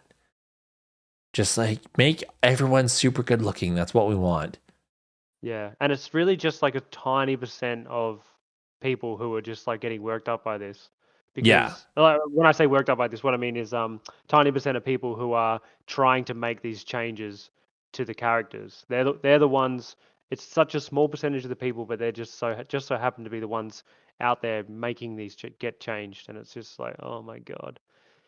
Yeah, there's Females like, don't- but there's some examples where they truly like ug up some of these character models that they're basing it off of. And it's just like they probably look at the character. It's like, yeah, that's what we made for you. And it's just like, oh, great. Cheers. Is that how you think I look? And they're like, yeah. And these people are being immortalized in these games as that look, and like that's how they'll be remembered. Yeah, savage. People are raging over the yellow paint in games. Oh my god, yeah. So like this has been a big topic for the last couple of weeks, apparently. People brought up this image of Final Fantasy VII Rebirth, and it's got those yellow planks. And here's my opinion on this. So I know this is also in the Horizon games, because they have like yellow ladders that you climb and stuff. And someone even said in Sekiro it's kind of there. But I don't feel like it's as egregious in Sekiro. Let me look up an image. Sekiro climbing. Yeah, so in Sekiro, it's like this. Yeah, it's like white. Yeah. And It's for me much more personally, subtle, yeah. I don't mind it. But like, I think like there's more subtle ways of doing it, like Sekiro, as opposed to Final Fantasy VII Rebirth, where like you've got like big contrasting colors, like big yellow blocks compared to like regular rock face. Yeah, that's a bit jarring. But again, it's so you know where to go, because these games, they don't want to fucking put collision on every single mountain face, and then so fucking people will accidentally climb the wrong mountain. And it's like they get away from doing this by making consistent gameplay mechanics where you can climb. I don't mind this. I just think like there's a better way of doing it than yellow paint on the rock face. What are your thoughts?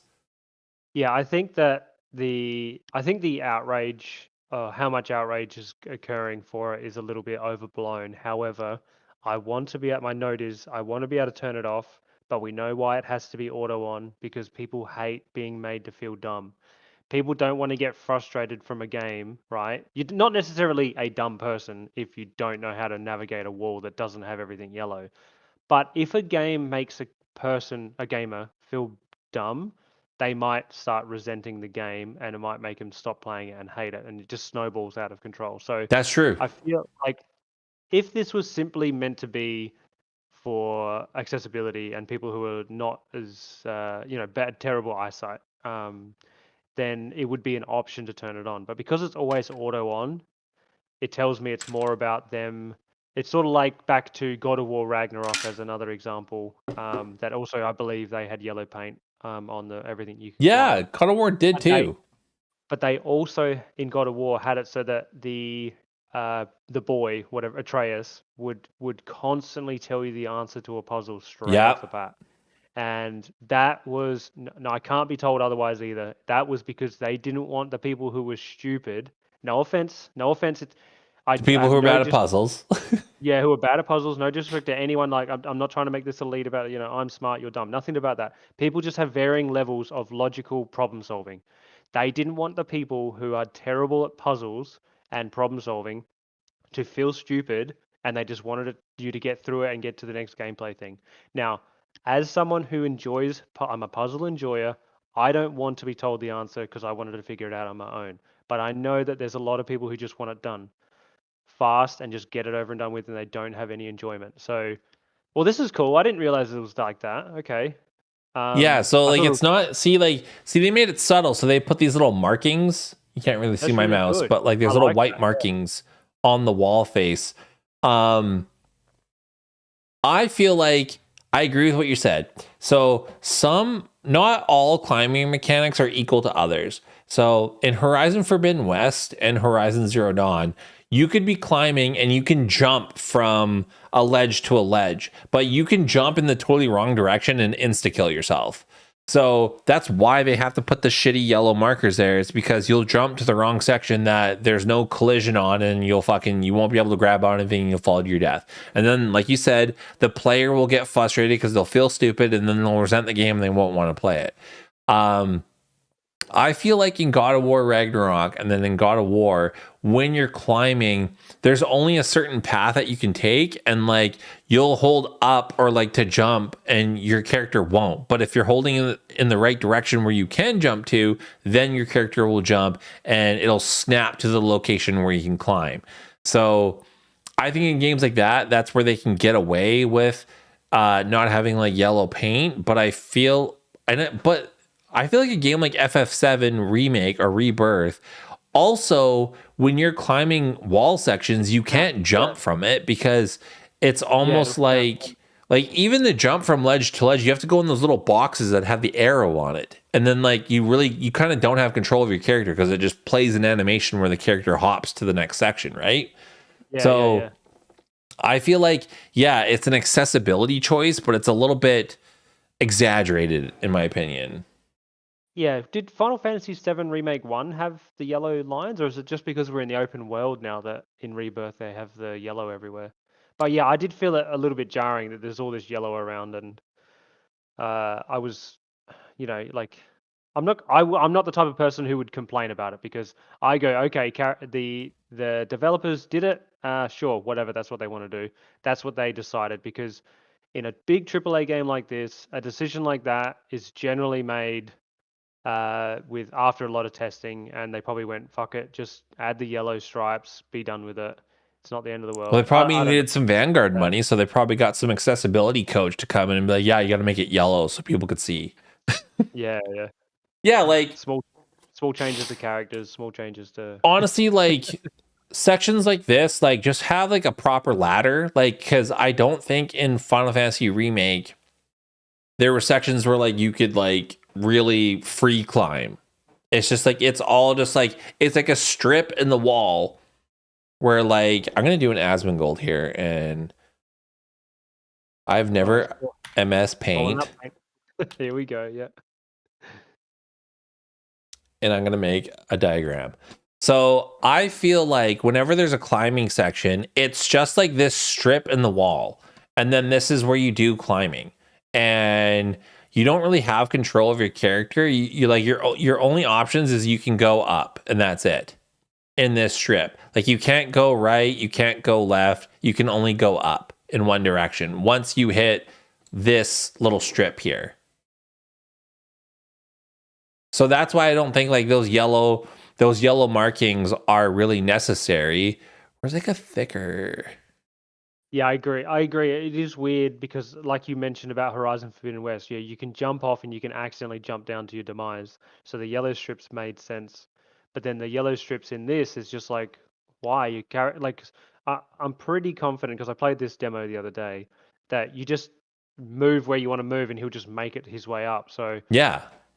Whether it was just they found in testing that there was just people were just not knowing where to go, but like, come on, we're playing an RPG. Surely people, if they want to role play someone who's not very good at climbing a wall, then let them do it.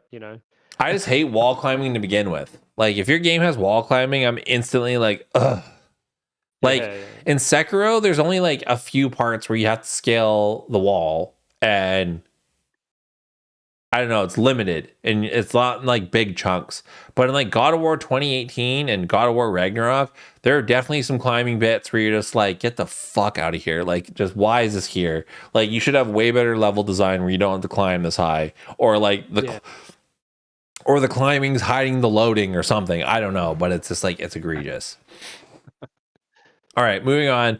I thought this clip was funny, and I've never seen this show, but I just thought, just like with the music and everything added, like it was just like a really baller moment. So this is. Sarah, or are you going to take the whole entire $275,000 yourself? But I need to look after myself and invest in my future. So I'm going to go ahead and take the money and run. Wrecked.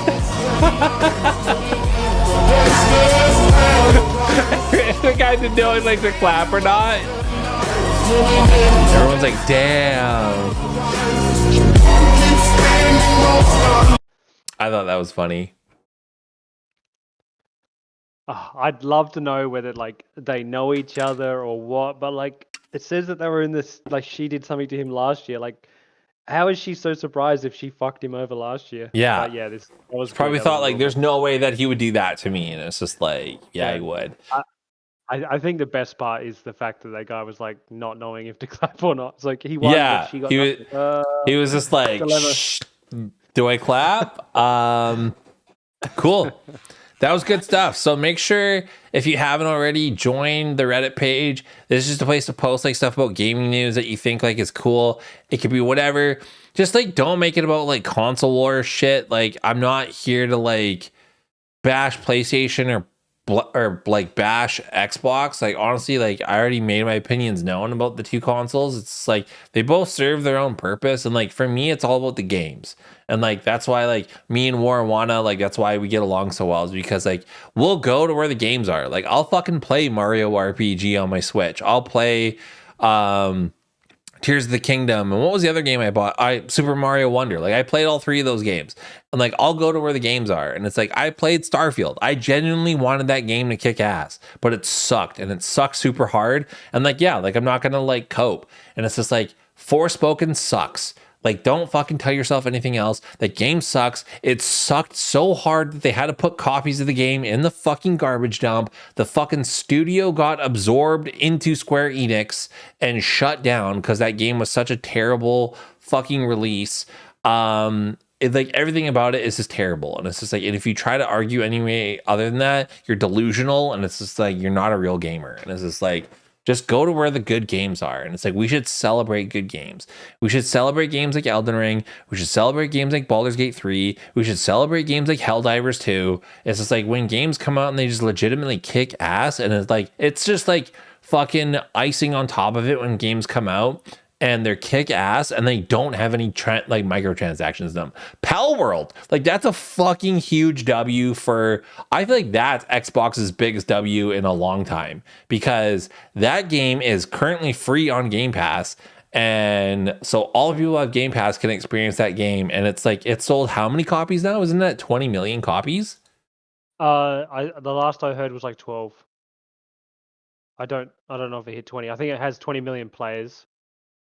Yeah, you're right. 12 million copies sold. Like that is still insane. And that game's a half price game, isn't it? It's like it's 30 USD, right?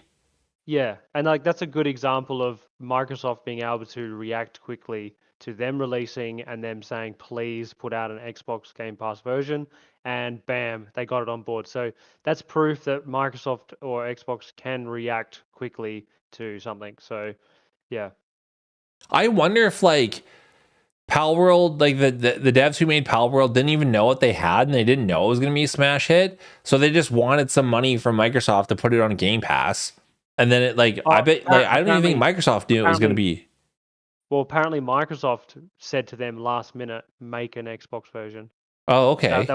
That's what I read anyway. So, if that's true, then yeah, that's even more of a fucking big W. Like I thought it was just like, they didn't really know what it was, but they just wanted more games on Game Pass. So they probably gave them their Game Pass check to put their game on Game Pass. And then they didn't know what it was going to be. But like, that's a fucking huge W. And I bet you like any player that is strictly PlayStation only is probably like low key fucking mad coping because they can't play this game. Yeah, a lot of comments I've seen are about, oh, let's see how popular it is in a few weeks. And I'm just like, yeah, but if someone plays it for 3 weeks and they stop, is it a bad game? No, like it's crushed in sales. Like this game is like, even being half price, like didn't Street Fighter 6 only sell 3 million copies? Well, let's put an example out. This is one of only 2 games ever to have over 2 million players on Steam at any time. The other one's a free-to-play game. Yeah. Like, who gives a fuck if people only play this for 3 weeks? Like, to crush that amount of, like, that many players in, like, that short amount of time and sell that many units, the game's obviously good. Like, like, honestly. Yeah. But, like, yeah, like, if you come to me and you're like, hey, I'm going to admit, I'm a PS5 player. Forspoken was the biggest piece of dog shit ever, and I'm choked that I can't play Pal World instead.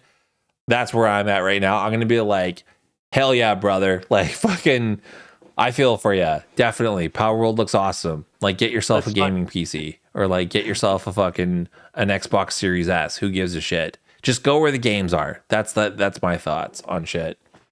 Let's get you onto a Starforge system. Yeah, get you onto a $4,000 Starforge system. So let's move on to this next section here. I don't know if you want to stick around for this, but I recently did a cool mod on my PC. So I have an RTX 3080. So like it's a last gen graphics card, and like it was top gamer girl shit, but now it's not, right? And you have to have an RTX 40 series to use a feature called frame generation with NVIDIA. So it's frame generation along with their DLSS. And they locked that to only their current gen video cards. Is that a shitty practice? Kind of, but yeah, they got to move some new units, right? But recently, there's this mod because AMD's FSR upscaling system and frame generation system went open source. Like they just like released the source code to everybody, which I think is a baller move by AMD. So what people have done is they made a hack so your game will think that you have a 40 series card and you can turn on frame generation, but it's actually just turning on FSR frame generation along with DLSS. And I'm going to show you the kind of results that I'm getting with that turned on, because it's pretty shocking. Did you say that it will make both DLSS and FSR at the same time, or just the DLSS on while you have frame generation? What's AMD's version of frame generation called? Because I know FSR is their upscaling technology, right?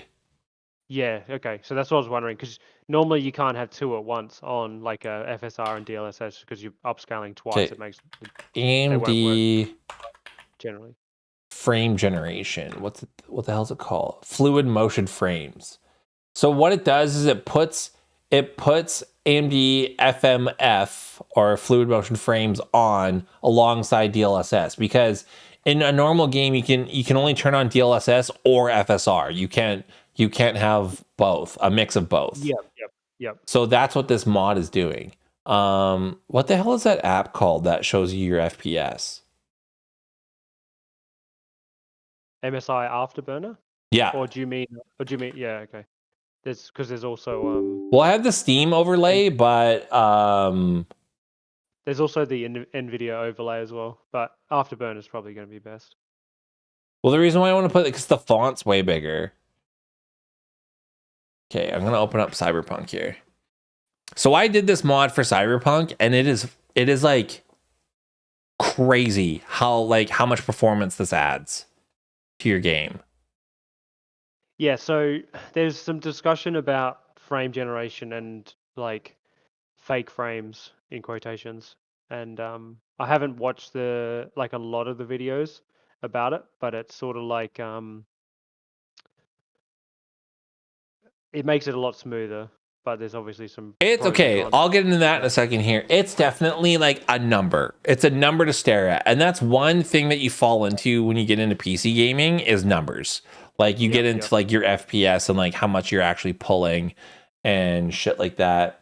You can kind of see the number at the top left. It's sort of like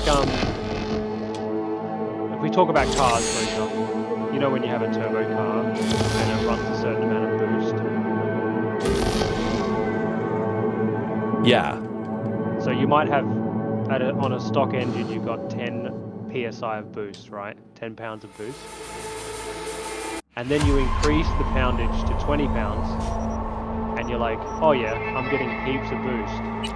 But you could make it so that that's your atmospheric pressure, 20 pounds, right? Yeah. But if you get it so that your motor has better airflow, you could make it so that your air pressure goes down to 15 pounds of boost, but you're making more power because more air is actually flowing through. That's true. But because it's flowing through faster. Right, so anyway, the point is sometimes looking just at the numbers doesn't equal better. Sometimes Totally. there's more going on. Yeah, So I'm gonna get into that in a second here, because like, check it out. Like, look at my FPS. Like, I'm running at 140, like 150 frames. Okay, yeah, I'm inside. Let's go outside. But like, even still, like, I'm playing on a 165 hertz display, and it looks awesome. And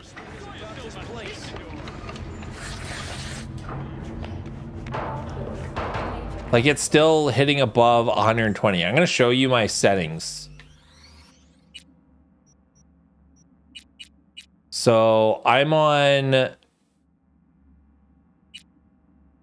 full screen 2560 by 1440, and I think I turned on all of the ray tracing.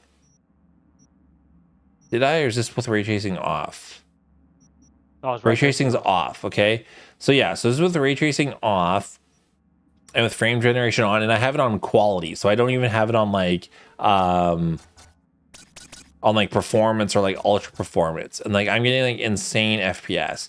So like if I turn this off and I'm on the same settings, Yep. look at what I dropped down to. Jeez. So that's like 60, 70, and it's still pretty good. Like 60 FPS still feels good, but like it's insane. So like let's get out of this now.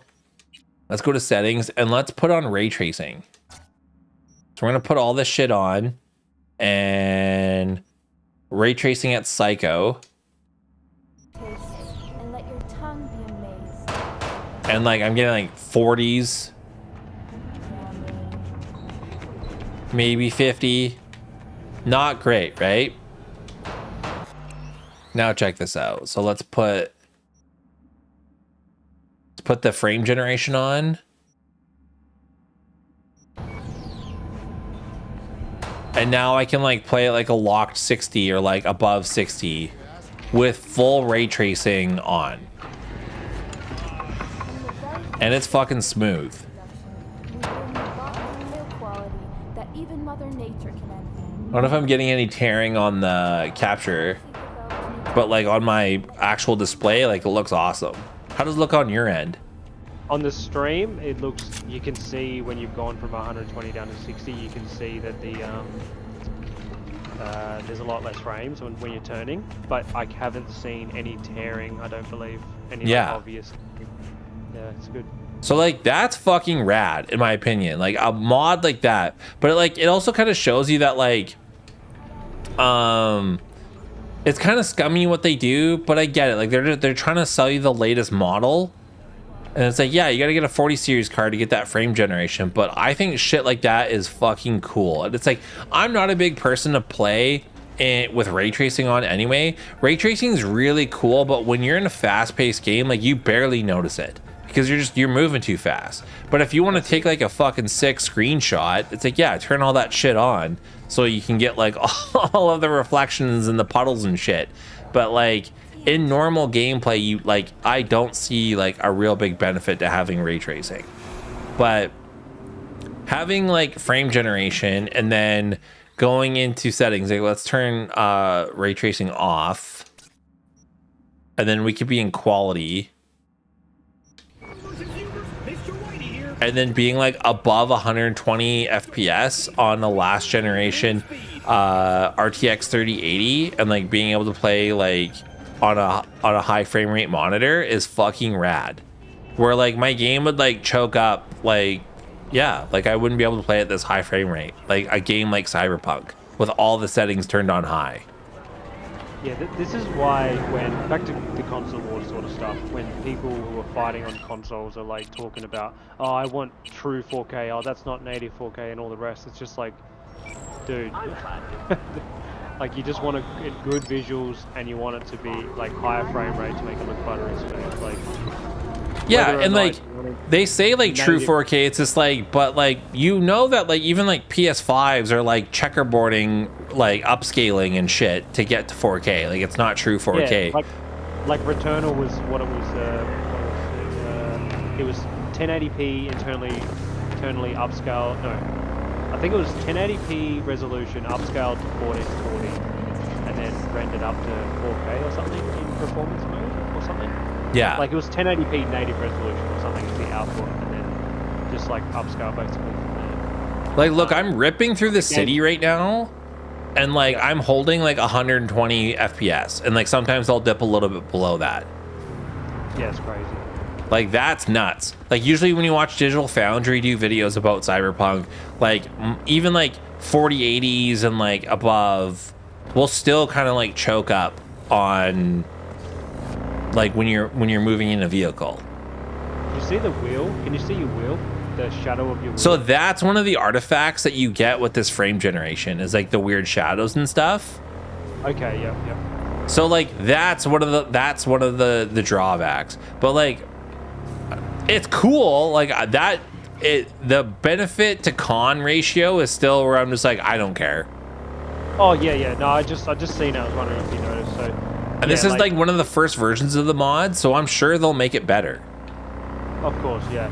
Like in a game, I just want it to be buttery smooth. Like I care less about the resolution and all the rest. I just can't stand when things jitter around. And I agree. Look at this. I've missed like 6 times. Still can't do shooters. Yeah, still don't have a mod that like auto aims. Maybe you need to download a Maybe. Chrome or something. Yeah, that's why I need that shit that Call of Duty players are on. Is this guy just invincible? Am I legitimate? Oh, okay, no, he dead. Maybe you're shooting him in the wrong frame. Yeah, maybe it's the frame it's definitely the frame generation. You've split the game in two. There's like the real frames and the frame generated frames. Like the fake frames. I'm gonna jump up on these boxes so I can get away from the cops.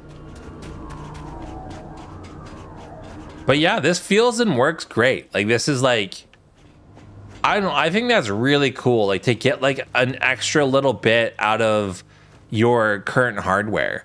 And yeah, like if you're playing on a console, you don't have access to that. And I just feel like, especially with the trajectory of like some of the games recently, like they're gonna try to pass off 30 FPS as being like the norm. I know they're gonna do that, and I know they're gonna do that so they can push like the PS5 Pro or the Xbox Series X Pro or whatever the fuck. And I just feel like that's dog shit. I feel like that's so fucking dog shit. You should make your games work at 60 FPS. And I know Final Fantasy VII Rebirth. How did it feel? You played that on performance mode, right? On the demo? Yes, yep. And it was like pretty lock 60. It felt pretty good, yeah. It felt pretty, I didn't get any like major stutters or anything. That yeah, I can't tell you with 100% certainty it locked 60, but it definitely wasn't like jittering around or like stuttering. So that was good at least. Yeah. Because Final Fantasy VII Rebirth, that's an Unreal Engine 4, I think. And you can definitely tell because it's not, I feel like from my seeing the gameplay, I haven't played the demo because I want to wait till the game comes out because I'm buying that on release. But they're definitely, it's not as like high fidelity as 16 was. I feel like 16, like the assets and the geometry and like just like the dressing of each area just looks a lot better in 16 as opposed to Rebirth. What are your thoughts? Yeah, so I feel like there might be a case of, because in 16 you're basically just on your own and you don't have to render the party, that maybe that has something to do with it. But having said that, yeah, the visuals in that on 16 were good, but in performance mode, as you probably saw, like it dropped down to like 720p. Yeah. So maybe when the game actually releases, Final Fantasy VII Rebirth, like quality mode might look on par, but maybe not because of the fact that it's a more team based and maybe larger areas. We don't know yet. Now the fucking thing shows up. That's hilarious. Oh, I see. Yeah. So now we can go back. But no, like, and I heard because Digital Foundry did their big video on the Final Fantasy VII Rebirth demo, and they showed that like it looked a little bit soft, and some of the textures were pretty low poly. And then just today, I saw that there is going to be an update to the demo before the release of the game. So in performance mode, the textures load in higher quality. Yeah, so when you finish the demo, it says at the end that more will come later. So I didn't know they'd update it for performance-wise, but they were going to add more to the actual demo. That's pretty sick of them to do, in my opinion, to update a demo of the game. Like, not just be like, oh, in the full game, it'll be fixed. Yeah, that's it. But yeah, look, I'm getting like above 120 most times. Sometimes it dips a little bit below 120. But there is all that shadow kind of, what would you call that? I don't know. Get Digital Foundry on the phone. Artifacts. All these shadow artifacts in the bottom here. Yeah, the shadows are just not playing nice. Yeah. But I mean, as long as you're not staring at them, and normally when you're racing along. Yeah, I'm looking ahead. I'm not looking behind my tire, but like, I get it. But like, hey, and there was also like, could we argue that I was shooting perfectly at that NPC and the frame generation was making me miss? I think there could be an argument there. I'm not just a terrible shot. I'm bullshitting. I'm clearly a terrible shot. But I think this is really cool. Like, I am happy though that like from going back to the conversation about Final Fantasy VII Rebirth is I feel like from what I recall from watching the Digital Foundry coverage on it, the game in performance mode is a very consistent 60 FPS. Even in the open world, in all areas, it's consistent FPS. Whereas Final Fantasy 16, as soon as you are outside of battle, the game is in like the mid 40s. It's not consistent 60. And then to achieve a consistent 60 during battles, like you mentioned earlier, it has to really drop the fucking resolution. And you notice it. Like, it's like shit kind of looks a little bit soft. It looks kind of like out of focus, but it's because it's just having up-res from such a low sample rate. Yeah, so if we look at it sort of logically, I guess we'll see that Final Fantasy VII devs made the remake. They know what the PS5 can do with their build, with their game. Whereas the Final Fantasy 16 dude, the last thing he did was Final Fantasy 14 and on PS4, and then they did do the PS5 update. But the PS5 update, let's not go into it, but it's not the best. Like the different graphical settings, options that you have, they give you a lot of like adjustability, but it doesn't look very good in my opinion still because it's such an old game. But it's not specifically hating on the devs, but I think that they may not have sort of acknowledged exactly what they were going to get out of the hardware at the time when they were building it. And for all we know, maybe they were building it with PC in mind day one release, but Sony said later not to, because there was a whisper that was coming out on PC as well day one. I could be incorrect, but I think that what has happened is that they just overshot what they could visually do with Final Fantasy 16, and then the performance was apparent on release, whereas Final Fantasy Rebirth devs are going, we know what we can do with this hardware. We've already done a game on it. Yeah. Let's go with the lower res stuff, even if we look worse than Final Fantasy 16, but we'll make sure our performance is better. Like, honestly, like, I know the first couple of years, 2020, 2021, even 2022, a lot of those games were like cross-gen. So they're like PS4 and then available on PS5 as well. And like the Demon Souls remake plays at like a perfectly locked 60 FPS, and that is still arguably the best looking PS5 exclusive that there is. Yeah, like I watched Digital Foundry's interview with I can't even remember their name, Bluepoint, and the devs there, I respect the hell out of them after watching that interview. They were just like, yep, this is what we did, this is, and then like they showed the difference between performance and and quality modes, for example, and how it dropped to 1440, but you got 60 frames. And then the main difference that they were showing on the screen was that the fog gate was like there was less fog or something like that with the performance mode. And yeah, it was just that game was just done so perfectly. And like day one, I played that game, and in November 2020. Well, I got it with my PS5. Yeah, that's it. Yeah, when it released, and it was Yeah, just this is what they were that blew showing. me So away. like the textures on the rocks were like really low quality. Like it's almost like it's like textures that you would load onto like out of bounds assets. Yeah, so I did notice that when I was playing some parts of it. I was just like, oh, it's probably just the demo, and they just haven't like increased it, and it didn't really bother me too much. But I mean, it is also trying to sell the game, so it is a bit weird. But if that's what it's going to look like at the end, Kudos to them though for releasing a demo. I didn't yeah, expect that. exactly, yeah, exactly. I wonder how many people are just gonna play the demo and like never play the full game. Yeah. But yeah, like when you do stuff like this, so like here they're like showing side by side like performance mode versus graphics mode, and it looks so soft in the performance mode. But you gotta remember they're also zoomed in 200%. And like a lot of people, I'm still shocked, like a lot of people still play games on like their couch with like on their TV. So they're like pretty far away from that shit anyway. So it's like you're not gonna like notice the stuff like the Digital Foundry dudes notice. Yeah. And also, when you're playing performance mode, you know you're having a little bit of lost visuals when you're standing around in town because you're benefiting during combat. Yeah. You know what I mean? So if you're going to whinge about this, then it's good they do the comparisons. I like the comparisons, but for anyone sort of whinging about how bad it looks, it's like, well, dude, come on. Well, maybe just be a psycho and like cycle between graphics mode when you're like not in combat or like, I don't know, when you're just like in one of the talky moments. But I don't know, like I'm looking forward to Rebirth. I don't know if looking forward is like the right word.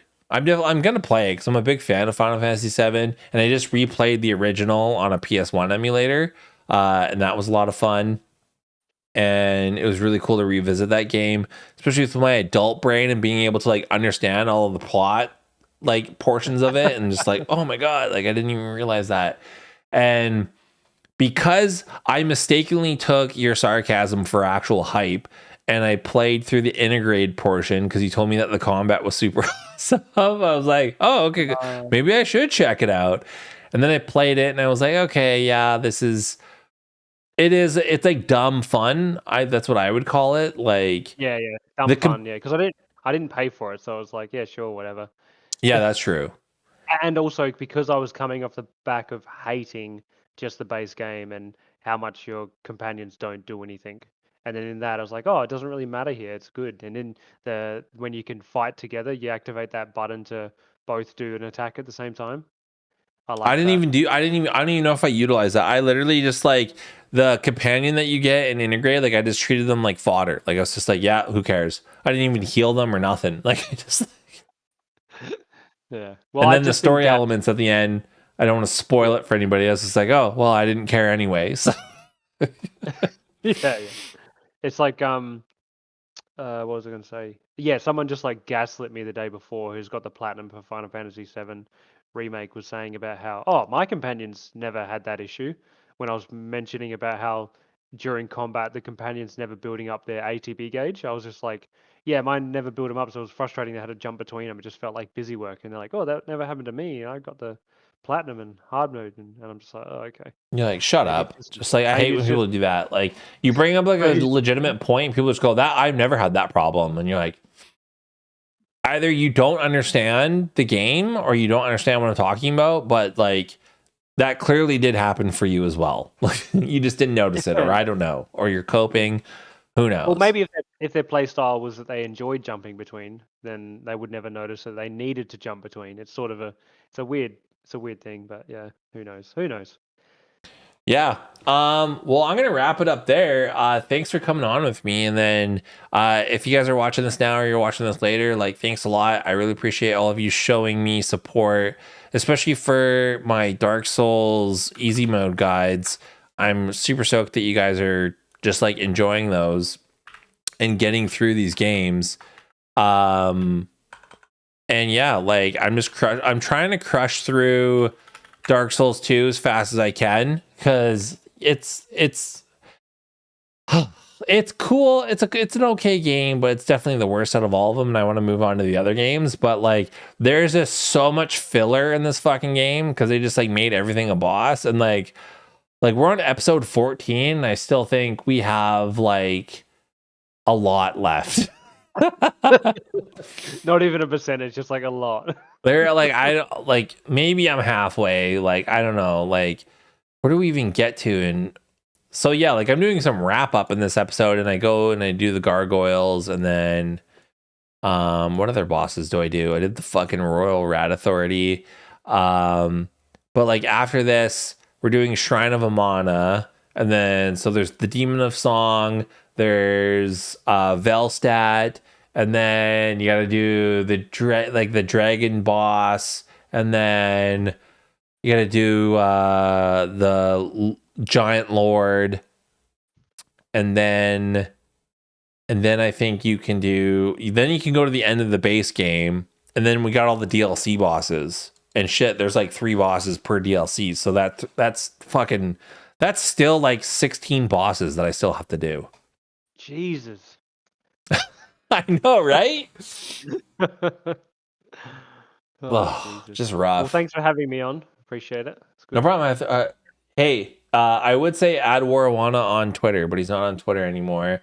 But yeah, thanks for hanging out, everybody. We might do this. I don't know.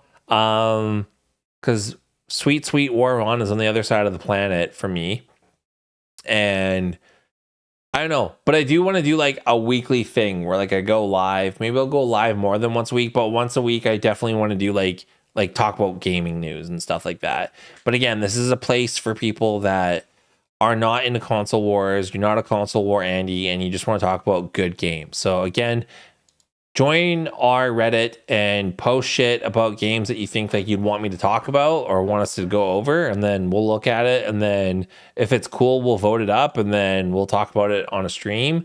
But yeah, appreciate you guys hanging out. I know this is a small community, but we're building it up again. I kind of dipped out of my main channel, but I'll still post whatever content to that channel, but this one's going to be my main focus about gaming and stuff. All right, catch you next time. All right. Have a good one, everybody. Cheers.